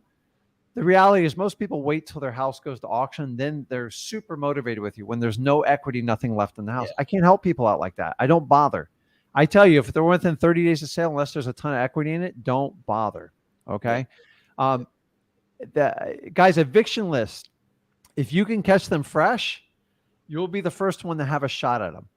I teach you, I believe, and I have a video that I did recently. I think Zach posted it. I tell you how to reverse search for the best eviction deals before they go on your court list. How do I teach? I teach it through garage sales. They're really easy. Like even the landlord doesn't even know it's happened because all the stuff's on the corner piled up and they're selling everything. That's a tenant that's moving out at midnight. I did that for 3 years, and I actually did an entire video and spelled it out. So you can search that. I believe it's garage sales shopping, something like that. There's so many ways, but if you guys are going to attack court list, the lazy wholesaler is going to get 6 months worth of leads and think they're super smart. Dude, I tried that. It doesn't work. If we could all do that, we would all do that. Who's ever fresh on that list, I'm here to tell you, they're going to get first crack. And if you can connect with that person, you'll probably do more damage than any other person that's going to contact them. Yeah. So, funny enough, I was watching your probate video earlier, the one that you did a while back, and you said the exact same thing, that you tried to do it in bulk and it just didn't work because speed kills. Okay. But the problem is, here's the reality on probates. I want everybody to understand this is most people, they try probates. They start, they get super excited, and the energy fades after 30 or 60 days. Why? Because they didn't get a deal right away. And I'm telling you, probates are not a quick fix. Mm-hmm. So if you plan on being a wholesaler for the long run, think about it. If you can plant a seed and have a conversation and come back and pick up a $30,000 to $50,000 check, would you do it? You do it all day long. Yeah. That's the reason why I'm so successful in probates, because I don't give up. The problem is there's a constant rotation of investors and real estate agents going through probates looking for the quick hit. Yes, guys, we want to make fast cash in wholesaling, and I love it. I've been doing this 20 years. I've waited people out 4 and 5 years before. If you will be patient, you will be rewarded so massively in the long run, because probates typically have the highest profit and the most motivation. They just got to have a problem to get solved, and everybody has a different time frame to solve the problem, and you just have to work with them. Yeah, okay. That's exactly right. I did. I'm just like, and guys, I knew nothing about probates. You know what my attitude was when I did probates first? You're gonna laugh about this. I felt like I was in like an ambulance chaser. I was like, I don't want to do that. That's exactly what you said in the video. I went back and I decided to just attack probates like a child. And honestly, if you ever want to learn something really good, just dive in and just do it 100%. So I went down to the probate court and I asked the clerk, like, how does this work? How do you file them? How can I get a list of them? How do I find the PR? How do I do this? How do I do that? And after a while, I was like, oh my God. And you find like these little tricks, like in the state of Florida. I'll give you, see, you're good on here. If you pull your evictions, 70% of the evictions will put the landlord's name and phone number on them because they typically like to file them themselves. Well, I know I know every county is different, but here in Escambia County, I know that on the probate one, it's grantor and grantee. I don't know if the grantee is the PR, right? I don't know. Do you know? I got to look at the document. I don't want to give bad information out here. But like questions like that, here's what I always tell you is don't assume anything and just take 10, 15 minutes, go down to the probate court and get direct answers, like 100%. So I'm used to that in regards to a deed. I haven't really seen that on the probates, but I don't really touch the probates anymore. So I don't want to give you a lazy answer and give you an incorrect one. I got you. Whenever you're in doubt with it, if you can go straight to the source, and this goes with anything in life, it will fix a lot of your problems. So many times we all make like assumptions about stuff, and then we assume it's factual, and you're like, holy crap, he was wrong. I can tell you, I've done this so many times in wholesaling. So just go down there, ask questions, and become like their best friend, and they will make your life easier. I used to go 2 to 3 times a week. And then when I had a difficult county, I sent my wife in, like undercover. I go, holy moly, she wouldn't give me any information and you got it all. And I just learned it's like people have different temperatures. They just didn't like me. Like, I get it. I was a bulldog. I tried to run them over, send them in with a sweet lady and a kind attitude, and they just destroyed it. So a lot of times you just have to look at ways to attack the problem, and being a problem solver is all a wholesaler does. Guys, the real estate is nothing more than a side equation of what we do, period. So anything you get on a government list, court list, just keep breaking it down. Like you'll find some states on the eviction list, they're required to put the landlord's phone number on the initial filing. I can rattle off like 10 states that do that. Not every state does it. I'll have to look into it. I'll definitely have to look into it. I love evictions. Either you hit them right up front or, it doesn't work. Don't do them 6 months after the fact. It's a waste of time. So I got you. I'll have to see the video, the garage sale one, to really get it. Yeah, got it. Just stick with probates and do it long term. And remember, they just take time. But man, when they pay you, you're like, holy moly, that was worth it. They just take time. And most wholesalers don't want to wait. And don't get me wrong, if you can do short, fast cash and long-term cash, you'll do very well in wholesaling. But so many people just teach to grab the fast cash. And sometimes that's the hardest cash you have to work for in wholesaling. I gotcha. And I got one last thing, and I'll let you go. Okay, shoot. So how many times should I call my driving for dollars list until I'm eventually like, okay, they're not going to pick up. I'm just going to go put a sticky note on the house. Because I've been doing it just one time, and I feel like I'm doing unnecessary work because maybe they just didn't pick up the one time, Yeah. Well, here's the deal, dude. You've already paid or put the time in to get the phone number. I would try everyone until they like pick up, or like you just get tired of doing it. I mean, once you have the information, it's like how many times do you want to sit there and pound away at it? But I don't ever throw away that information. Keep it up in a separate file of like do not answers. You can do the sticky notes, and then down the road, what you can do is you can hire a VA to rip through that list, because like we have hundreds of thousands of like numbers like that. We paid for and did it. And then in the beginning, it's easy because you don't really have a lot of leads. In the end, some people just throw it all away, which is a terrible idea. You've already paid for the information. You can use them as SMS campaigns down the road. You can hire a VA for a very cheap amount to rip through those phone calls and just try to get a connection and kind of go from there. But I would always try a minimum of 3 times. Like you got to give it your best try 3 times, period. Oh, that's what I was thinking. Thinking. Yeah, you got to do 3. But there comes a point where you become a stalker, and then they will never ever connect with you. So some say 5. Me and Zach kind of found 3 was the sweet spot, but there's no right or wrong answer to that. It's just like, I basically do it until they tell me to take a flying leap. So yeah, because I use the dialer, so I'm just like dial until it's. I know. So it's like you'll come up with your own rules, but the idea is you get enough leads, you've done enough deals, you're like, okay, I found after 3, I'm just busting my butt for nothing. And that's what we kind of came up with. But I have friends that do 10 or 12 touches, but they have a huge staff. I don't. I'm not into the big staffs. I'm different. Gotcha. I gotcha. All right, Rick. Well, I got a few more questions, but I'll ask them on a different time. Okay. Awesome, man. Okay. Let me know how it works out, Fernando. I'll see you. Thank you. Okay. Let me see here. Let's see. I missed a question here that I wanted to put up. I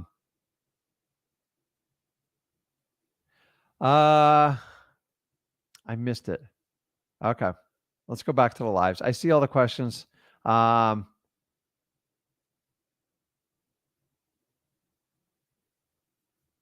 So somebody asked earlier, what's an eviction list? This is just a list when a landlord wants to legally evict their tenants with a court order, and you go to your county courthouse and they file a complaint and show proof that the tenant hasn't paid rent for X amount of months. And then basically the tenant has 20 days to answer, and they typically have to put the money in court. If they don't answer, they get a judgment against them, which is 80% of them.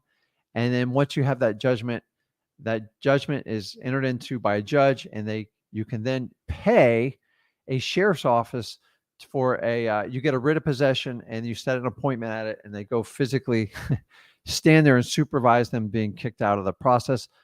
9 times out of 10, when it gets to that point, the tenant bails out overnight and trashes the property. But these are great lists because they're very difficult properties, and they usually wind up being trashed. So Rob says here, when is the landlord kicking out a tenant? They have to file at the local courthouse. They should have it listed at the courthouse. So he's correct. So thanks, Rob. I appreciate. So you guys, when you answer questions, it actually helps me out a lot, and I appreciate it. So let me bring on Jay. You there? Yeah, I'm here. Can you hear me? Yeah, man. How you doing? Where are you calling from? I'm doing good. I'm in Oregon. So Oregon. Salem, Oregon. How's the weather there today? It's awesome. 78 right now. Yeah, it's nice. I'm gonna click Really you off nice. here in a minute because I'm boiling in 95 degrees with no shade right now. I used to I live in tell you, Florida. August and September and a little bit of October are the 3 months. I kind of wish I could get out of Florida because it's so hot. So, but I I mean, thought it was hot in Florida, and then I went to Mexico, and I'm like, okay, I got a wake up call because man, yeah. that super heat over there. Because I went Right. over on the Baja on your coast all the way to the southern tip. Uh-huh. My God, is that hot? And there's never a cloud in the sky. And I'm just like, I stopped complaining, and then I'm back here for a week. I'm just like, my God, I would love to be in Oregon, man. What's going on, man? What can I help you out with? Honestly, I've been following you guys for a while, and I really don't have that many questions. I've just been Okay. trucking along. I Cool. figured I'd just hop on here. I'm just curious. I guess You can ask I me really don't. anything. Yeah, I don't really know. I mean, I've got a lot going on. That's for sure. I Okay. mean, I've got the wholesaling plan set up. I guess a good question would be for my area. We have for our code violations. I think they're through the police station. Oh, And really? I think I'm just down, yeah, which is really interesting. They have a code violations like office that I went to, but they said they don't deal with any of tracking it, that it's the police station that does. Okay. So honestly, I'm getting to the point where I need to just drive to all these different municipalities. I mean, I've already gotten the fire list. I've gotten the arrest fire record list is a good one. That's actually one of the harder lists to get. What Is else it? you got? Okay, cool. Yeah. Yeah, honestly, I've done the donut thing, man. The thing works. The donuts work. I went in there. I've given donuts 3 times. Yeah. The first 2 times was from like your standard like Publix. Yeah. Well, the other time I brought in from like a really nice donut shop, and man, one lady came over. She was a bigger lady, but she came over and she was like, "I love you. Love these donuts. What can I help you with?" Finally, I got. Have you guys noticed? I don't know about in your area, but like in Florida, like we have these custom donut shops showing up. Dude, they got donuts like they're putting bacon and like Snicker bars on. Yeah. I mean, literally, like when you get them, you got to cut them in half like a cake. Yeah. Like I remember, like this is how old I am. I go back. I used to go with my dad to get a dozen donuts on like a Sunday morning, and it was like $2.99. Dude, these donuts, these custom stores are like $5.99 each. It's an insane price, but it's like I'm like bacon and like all this other, like you can't even see the donut. They're so covered and they're like they're huge and they're tall. Like sometimes you can get like custom boxes. What's that company like Cinnabon? Yeah. Nobody can resist a Cinnabon. And let me No. tell you what, do not leave out the old school Krispy Kreme. My God, if you've never been to a Krispy Kreme when they come out of the oven, you are missing yourself a major, major treat. So I've ate a whole enough box. of my donuts. Now I'm thinking about donuts like nonstop, man. Double chocolate. Right. Tell me what you guys' favorites are, man. I love that stuff, man. Nobody resists donuts. I've never gone, oh, you're going to give me donuts? And I learned that in the business world. We used to go out with sales calls. And dude, I gained probably 25 pounds. Because you'd eat like 1 or 2 donuts and spread them out in the box. I'm just like oh, and then everyone light up. Oh, here he comes with the donuts. It's like, oh my God, the donuts. You get me going on donuts, man. Dude, I love donuts. Nobody turns down donuts. I don't care what you say, man. And now they make those little mini donuts with like the sugar on top. When I was in San Francisco, you guys had them out there. It was amazing. So I'd never been to the West Coast. So it was quite a treat. I went from Vegas, parts of California, San Francisco, and then I'm going back to San Diego soon. And then I went down the bar. I've never had the time to go out there. So that's why I do wholesaling. So right on. Okay. Any other questions for me, or like you're just trying to see if this guy's for real? Will actually take my live call, right? No, I believe it. I've been following you guys. I mean, I built a company prior to this that ended up crashing because I was hinging on another company's business, which then that business merged with another one. Sprint and T-Mobile merged, so my company crashed, and it just like destroyed me. So I finally got into wholesaling, and this is where I've been putting all my time and effort in. So yeah. Figure I jump on. Jason agrees with me. And then Elevated Next taking care of me at like Donut Rick. So like we're buried with Dunkin' Donuts over here. It's like it's not my favorite, but it's like Chris. Like I have to go all the way to North Florida to get like a Krispy Kreme. So if somebody's got any hookups in Florida, but That's the problem, dude, guys. Like, I can't resist donuts, man. You show me a donut, I'm going to town on it, man. It's like I'll take a donut over almost anything, man. You got me all started on donuts. You see how my ADHD kicks in quickly, guys? Like, Yeah, if your it's teacher entertaining. told you that your ADHD was like, you know, you're never going to make it, which is what they all told me. It's like your superpower. But I do the Yeah. same thing with wholesaling. But I'm telling you guys, donuts, if you can't get in the door, man, it will open doors you never thought even existed before. I'm telling you, donuts are the trick. They told me I could not get that list. They're like, you cannot have this list. It's not, we don't even have the list. I'm like, I know you got the list. I can pull it up on your computer. Yeah. And they finally gave me a code. There's like a code you put in, which gives you all the probates for all the counties. So anyways, yeah, I'll jump off so someone else can get on, but okay. Well, keep us updated. Now you got me thinking about donuts. I'm gonna have to go make a donut run here, and you're gonna, I'm gonna blame the first couple LBs on you. Okay, Jay, man, I appreciate it, man. Right on. Yep. Later, okay, Rick. I'll see you, man. Bye. Okay, let's try to help as many as we can here. So I'm gonna bring on Jay. Jay, you there? What's going on, Mr. Rick? So, dude, Jay takes full advantage, and I love it. So me and Jay have a relationship on these lives. So what can I help you out with? Because I'm wrapping up on time here, so I want to kind of get to the point with you. Absolutely. Last time I talked to him, I was in Mexico, by the way, right? Yeah, y'all kind of put me on the spot with the asking with the pitch and everything. Yeah, well, that's you know how my son is. He's he can be spot on. I'm a little bit nicer, but what can I help you out with? Absolutely. So I got my questions written down here. So like I said, we're going to get straight to the point. I know I mentioned this a couple of times with the land not being owned underneath with mobile homes. The only reason why I keep bringing it up is because it's a common issue that I see around here with people that are posting their mobile homes on the market. And that's part of identifying your local market. And you guys should notify, once you notice a trend and you figure it out, try to figure out how to become the expert on it. So that's the norm. Right. And that's why I came back with questions now about that. So I know that it's a common issue with people trying to sell their mobile homes, but not owning the land underneath it. I wanted to know what exactly is the issue with the land not being owned underneath, and what is there a process that we can go about with getting the land owned, or maybe selling the mobile home along with the land as well to a buyer? Well, typically when the land isn't owned underneath of them, you can look up and see who owns the land. That's step one. Okay. 9 times out of 10, you're going to find that the land, like usually an individual or a corporation or a large corporation or LLC owns like the entire block.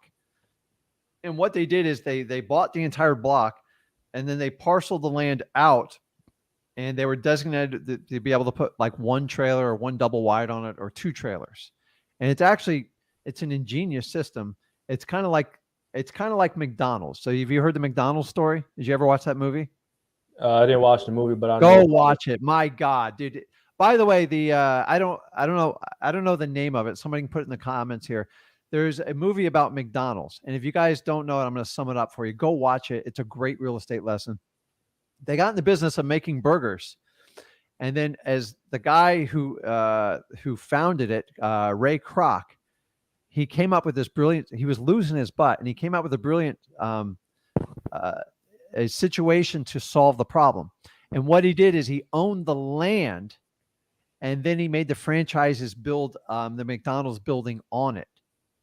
So when you own the land, what do you get? If you own a piece of land, what do you get? Or you get ownership. You get control. Right. You always get control. Here's a little hint for you. An HOA. Do you know how an HOA controls things?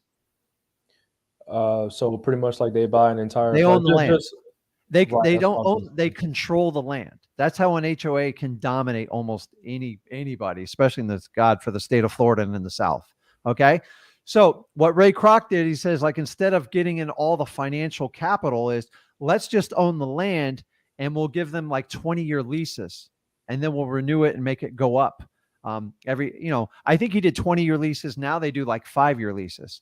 And the beauty is he doesn't get involved in any of the building. He tells them how they have to build it and everything. And he's got thousands and thousands of pieces of land that he bought for dirt cheap, and he just leases the land to them. guess what? If the franchise does not cooperate, they take the lease away from them and they get the property they can control and they put another person in there. Because so he or she that controls the land is really in control. So think of an investor. They buy the entire block. They go through, they get each one parcel. They spend a little bit of money. They put the utilities in place.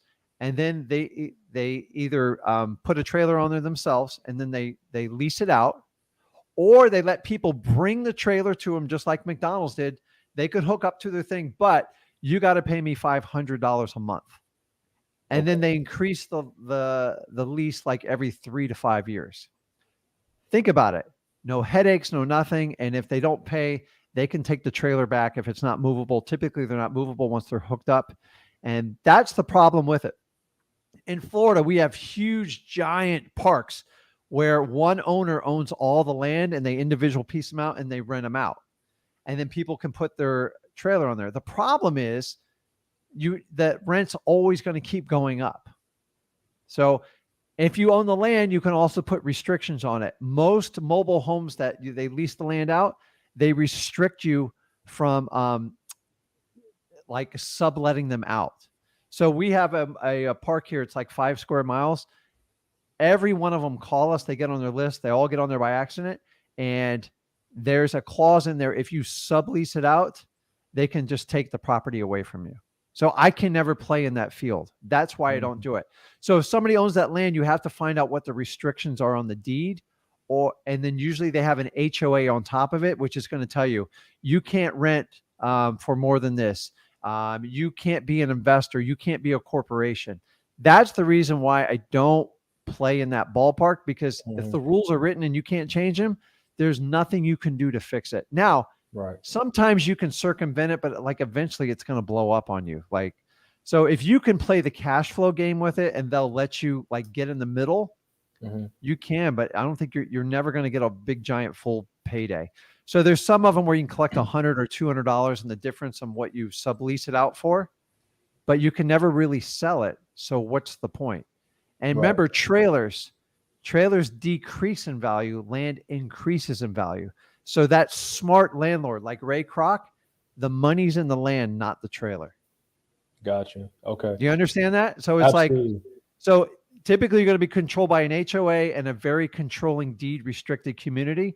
And they're going to write so many rules in there. And if you violate one of the rules, they just take everything you got and there's nothing you can do with it. So some people lie and they cheat and they play the cash flow game on it, but like a couple $100 here and there, that's not even realtor money, dude. So that's why I try to avoid it. So if you want to do that, just make sure you read all the rules, because a lot of them have restrictions against corporations owning in there because they know investors are going to be corporations.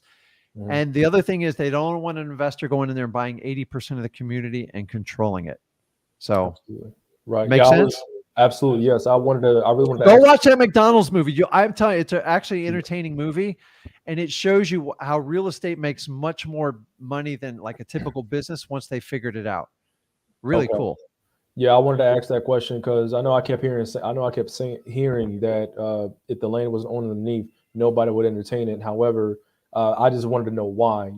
Well, think about it. It kept bothering me because like I didn't know the answer. That's why I wanted to ask you. But they want control. Like, think about it. I'm actively looking to do this. If you guys look this up, I'm not promoting. I have no affiliation. I'm not doing it. There's a company out there called Boxable. Our good friend Elon Musk loves their idea because he lived in one of their homes. It's basically a home that you can pop up in a box. It's only 400 square foot. It's about like small house living. But they say if you can get these big tracts of land, we can get you a fully functional, self-sustaining home between $30,000 and $50,000. Okay. I'm actively looking for clumps of land where I can do exactly that. You have to set up the utilities, but you can get between $1,000 and $1,200 a month of rent just doing it on those numbers alone. Like, you can do the math in your head. I need 100 units to make that work. So I need 5 to 10 acres to make that work. Gotcha. Okay. So I would write it where I controlled everything. So if I could just take it back and I rent, because if you control the land, you control everything in real estate. Gotcha. Make sense? Absolutely. Yeah. Now the gears in my head are kind of turning since you mentioned that. Yeah. Just go and look and see who owns the deed, and like, you'll figure it out real quick. because typically you can look in the county records and they have like hundreds of pages of deeds. These are smart people. They're not stupid. Like, right. Now, every now and then you'll find someone that owns 20 or 30. Then go try to negotiate the 20 or 30, not the one, and then you can get control. Gotcha. Remember, real estate goes up in value. Trailers go down. They're just like a car or like an RV. Got you. 3 questions. I'm gonna let somebody else. Let's go quick. Let's go. Real quick. I'm thinking about doing a new list. I want to get my hands on pre-foreclosure lists. Okay. I noticed it on PropStream. I don't know because it's had for PropStream for my market, it has the same amount of pre-foreclosures and the same amount of auctions, like it's 25. So I figured that information might be a little bit inaccurate. Do I go to the clerk of court to see if they have a list of pre-foreclosures? Where would I get that from? Well, remember, everything derives from your county courthouse. So if you want a direct line, that's the best way to get it. And honestly, they have to be transparent on that list. Even though they might make it difficult, it is public record. Okay. You can get them through listrei.com or aka PropStream. It's a little bit dated. That's the downside of it. So I would first try at your county level. Most counties now give you online access. If they charge you like $100 fee, it's well worth it because you'll spend more than that in gas and time traveling, in my opinion. So just try always from the county level and then work your way back, because that's going to be the freshest information. I like it through PropStream, but it is a little bit dated. And for that reason, it's kind of like a catch-all. Like some will hit and some will already been bought and sold by the time you get to them. Gotcha. Remember, pre-foreclosure, if you can catch them in the very beginning, you'll usually do the best. Okay, cool. Got you. And next question. So I want to start locking properties up under contract. Of course, I have that fear of maybe locking it up too high or what have you. I have heard that if you keep backing out of contracts, eventually it can ruin your reputation, and that's what I'm trying to avoid. So like how? I asked you this better question. When was the last time you backed out of a contract, and how often were you backing out of contracts when you first got started? I back out of contracts every month. Listen, if you're waiting, like I kind of got to know like Jay, so I can talk to him a little bit personally here. Okay. Just like the first caller I took, you're going to make mistakes. This is not a mistake-free business. Actually, you're going to make a ton of mistakes. Okay. Sometimes people don't tell you the absolute truth, and that's a mistake you just get out of. Okay. And it will happen to you. And sometimes you just make a mistake in your calculation because you're a little bit new to the business. Both are okay. The worst thing you do is not write a contract. That's going to be your biggest mistake and your biggest regret. You will make mistakes. This is a moving market. It goes up, it goes down. Repairs aren't what they used to be because the cost to get repairs are so high right now. Like they're almost double what they used to be. They're coming down. But people have been so busy for the last few years that the repairs have been ramped up. So I'm here to tell you, are you doing this local, Jay, mostly? Yes. Okay. So locally, I'm going to give you some numbers. 10 to 15% is the most you're ever going to get on contracts local. If you're getting out more than that, it means you're just overpaying for every property and you're being lazy. Okay. When you do virtual marketing, I'm telling you it's between 30 and 45%. Why? Because you don't know the local market. The only way you learn the local market is by writing deals and finding out what sticks and what doesn't. Guys, keep in mind, if I'm a batter, okay, a good batter, what's the average? A good batter in the major league is what percentage, Jay, you think? I have no idea. I don't watch baseball. 35%. 35%. Okay. And I'm not a big baseball guy, but that is a top dog. The greatest one was like 389 or like back in the old days with Babe Ruth, like 40%. So locally, you should be better. Why? Because you're in the local market and you should be more educated with your local market and numbers. Stuff's going to happen in your business. Okay. Sometimes the seller doesn't tell you the truth. Sometimes buyers are a pain in your butt. You have to make some mistakes. Okay. Gotcha. So keep in mind, if you wrote 20 contracts, okay, and you got out of 10% of them, you're only getting out of like, what was that, 2? You're going to make mistakes. But remember, Jay, when someone's pushing you on numbers and like they're making it tight and you know the motivation's there, what do you do to compensate for that? What was your question again? I'm sorry. If you're if you're entering into a contract and say like they're squeezing you, you know it needs to be $5,000 cheaper, but the house is in disrepair and you can probably get the price down. What are you going to do to create a buffer for you to see if this is going to work? You're going to do a longer inspection time. Sorry, it's too tight. I'll do that. I need a 30-day inspection and I need to come in and just check things out. And then if I'm sitting in a house and it's 85 degrees and they tell me the AC works, why is the AC not on? I know it doesn't work. Okay. If I look up on public records and the roof's 32 years old and they tell me the roof's in good condition, I know I'm going to ask for a $15,000 discount. Okay. And those are going to be my variances. I don't want to enter into contracts knowing I have to get out. I hate it. I hate it, man. But sometimes you got to play the game with people. And honestly, that's how you have to help sellers out. And when you go, listen, dude, the roof's bad, the AC doesn't work. Listen, I just need to get out of the contract. Where do I send the cancellation? And just shut your mouth. You know what they say? Either they say, here, send it here. If that's the case, just move on. Or they go, listen, Jake, can we work something out? I really need to get this thing closed. And those are the ones that are going to fall out. Other than people being dishonest or we find something major like a cracked foundation, those are the only ones I get out of. In a virtual market, it's a whole different world because what you think is a good price, sometimes you don't know. And it typically takes you 2 to 3 months to understand a virtual market to get through it. Okay. So in my local market, maybe 20% when you're starting out, maybe even 25, but that's like, I'm just missing the numbers. The idea is to dial that down to 10 to 15%. In a virtual market, I'm going to be honest with you, it's really bad out there right now. It's over 50, 55%, I would probably say is the national average because everyone's sticking, they're just throwing contracts on the wall and see what hits. And if a cash buyer will pay more, they close it. If they don't, they get out of the contract. I don't like that game. I hate it. But honestly, you're never going to get below 35% or you'll never be successful in virtual marketing. That's my opinion, guys. It doesn't mean it's right. I'm just giving you my feedback. Does it make sense? Absolutely. Yes. Okay.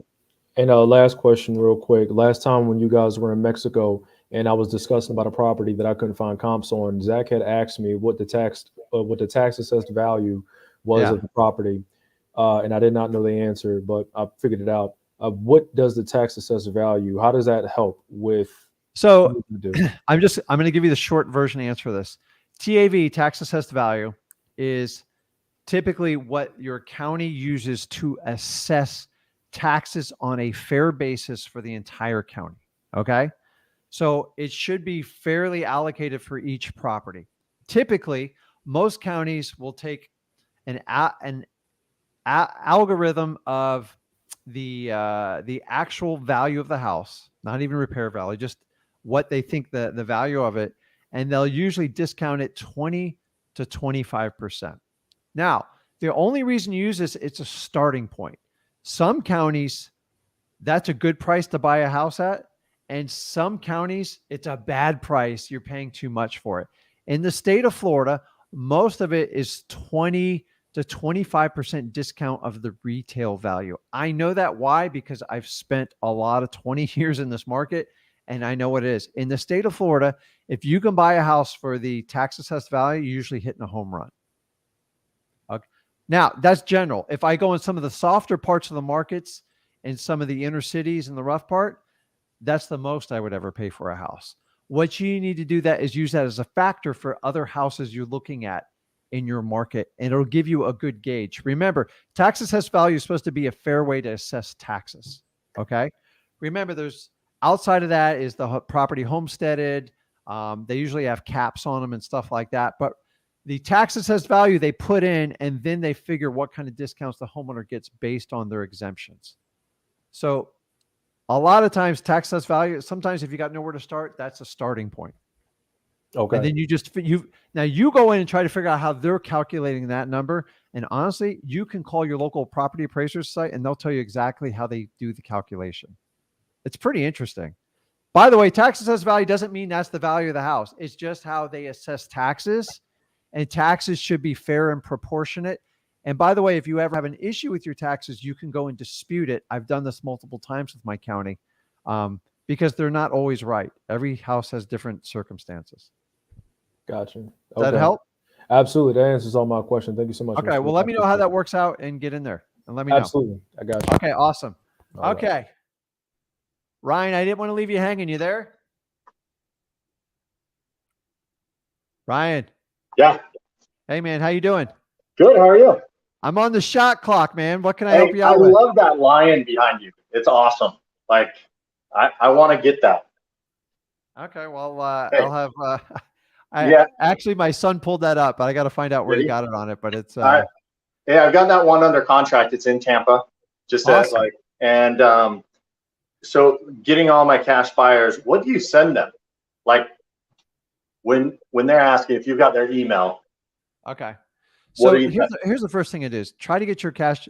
So what kind of time constraint you got? 65 days. Okay. Well, that's a good one. Yeah.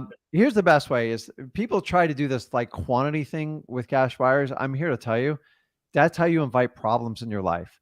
So the biggest thing we teach you go over to freewholesaling.com, is we teach you how to vet your cash buyers. Okay.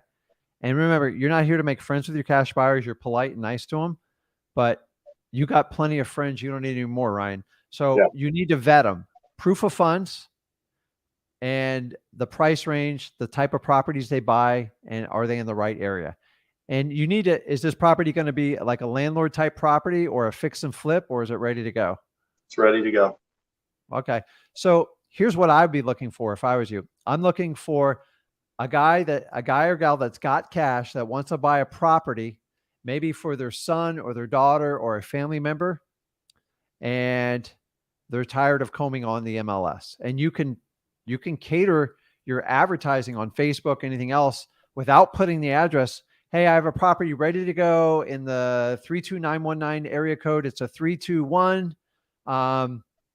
It's ready to close. I just looking for a qualified cash buyer. Drop me a DM or like leave me a phone number. Phone numbers are the fastest way to vet people.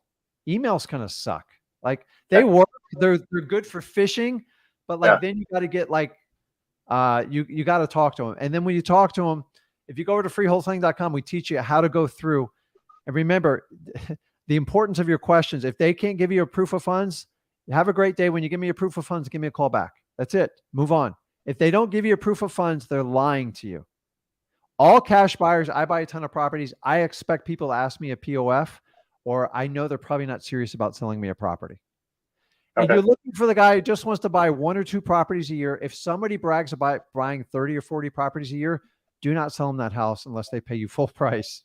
Like you're looking for the person that just is sick and tired of looking. They just need a house now, and they know they're going to pay a little bit of a premium for it. Okay. And that's how I look for them. Proof of funds. And then I make sure. And then the final part is we're going to ask them, are you doing this via assignment of contract? Okay. Yeah. Are you going to do an assignment on this one? Am I? Yes. I have it ready. Yeah. Okay. So you want to ask them, have you ever bought a property doing an assignment of contract, and listen to their answer. If they go, oh yeah, no, I'm familiar with it, you're going to get 3 responses. Hell yes, which typically means they're probably going to be an advanced buyer and they're going to beat you up. The second one's going to say, I have no idea what you're talking about. Are you trying to scam me? And the third one is, I've never heard about that, but if you could explain it to me logically, I might be open to it. Yeah. And what I tend to do is have them go to the title company and meet with my title company. Even when in the beginning, I would do it while I'm there and explain to them an assignment of contract. Guys, remember, outside of wholesalers, assignment contract is like a foreign language. It's scary and it's freaky. So having a third party show them how to do it is great, because you got to establish trust, because they think you're going to ask them for a deposit and you're going to rip them off. And what you're going to explain is your deposit goes into escrow with this title company. You're going to get a full title insurance. They're going to ask a million questions. Just have your title company answer it. Okay. Or they can call your title company and just let them know, hey, listen, I got a couple buyers going to ask about an assignment of contract on this property. Can you explain them? And just let them know it's not a scam. Okay. That's it. And then try to get it down to 2 or 3 buyers. And then if you get a lot of activity and it's going the way you want, just say, listen, it's down to 2 people. Just put your best and final offer forward. And whoever gives me the best offer with the best, who can close it quickest gets it. It's not a bidding war. People don't like to hear the word bidding war. I hate it. You tell me it's a bidding war, I'm gone. But just give me your highest price. and close in 2 or 3 weeks, whatever you want to say, and that's it. And then you just leave a deposit, a non-refundable deposit, and you're good to go. And that's it. And if they give you any flack, understanding they're going to get 10 times worse between now and the closing table, and just move on. All right. Thank you. That's all you do with the cash buyers. They're just, remember, you only need one of them. If they try to beat you up and stuff like that, just put them to the back of the line. And if you can't sell the property, you can come back to them if you can't get any other offers on it. So the best way, I mean, you're saying Facebook on an ad, and then go solicit some other buyers. Like, no, it's all free. Just put it up on Facebook investor groups for your Tampa area. I've already joined. I've joined like, a bunch of them. And then, Craigslist, you get a lot of scammers.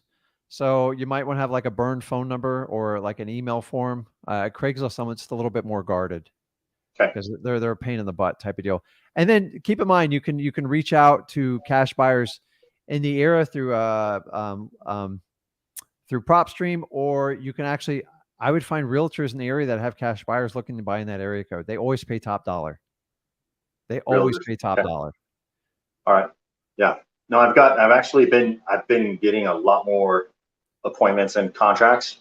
So I've got the one of the things also I get hesitant about putting something under contract because like ARV and calculating all that, the range and everything. So, but I actually, just while you're on the call, I've got 2 that I'm meeting with on Monday to put under contract. And I've got an appointment tomorrow with a kind of a probate. It wasn't a probate lead, but his parents died and it's been vacant for a year here in Phoenix, and then a couple in Houston, and that one in Tampa. So, yeah. Well, guys, keep in mind, your help. if you ever want to JV with me, I put it in the comment below there. So I'm in Florida, but we do them all over the country. If you guys want to JV with us, and remember, Ryan, listen, sometimes you just got to put offers out there. I just don't want you guys putting out blind offers. You have no idea if it's going to stick. You're just going to throw it out there. That's not fair to sellers. So be responsible about it. You're never going to be perfect. Just like I told Jay, and I'm telling Ryan right now, you're never going to get it perfect. Just like I told Ravon earlier. Sometimes if you're close, put an offer out, see what your cash buyers say, and make a quick decision and an assessment. You will surprise yourself. Just try to get the best price possible and just take the actions I told you. I think you're well on your way. Okay. Thank you. Okay. Awesome. Let's know how it works out, Ryan. Okay, guys, I appreciate it. Do me a favor. If you guys can jump on and subscribe to my YouTube, Rick Ginn. I'm putting on special content on there. I'm posting it weekly. And I said, me and Zach are dividing up some of our stuff. Some of you guys connect with the old guys. Some connect with my son. Go to his channel, Zach Ginn, on YouTube, Rick Ginn. And you can always find us here on Flip with Rick, where we work together. We provide you guys free information, try to help you out as much as possible. And remember, guys, I want you to be successful in wholesaling. There's no reason you have to pay these giant guru fees. Go out, make your first 100 grand. Go over to freewholesaling.com. Visit me on YouTube, rickginn.com. I'm sorry, Rick Ginn, and my son, Zach Ginn. And I appreciate it, man. This was a fun live. And I'll see you on Monday, 8 p.m. Eastern on the Rick Ginn YouTube channel. I'll see you guys. Have a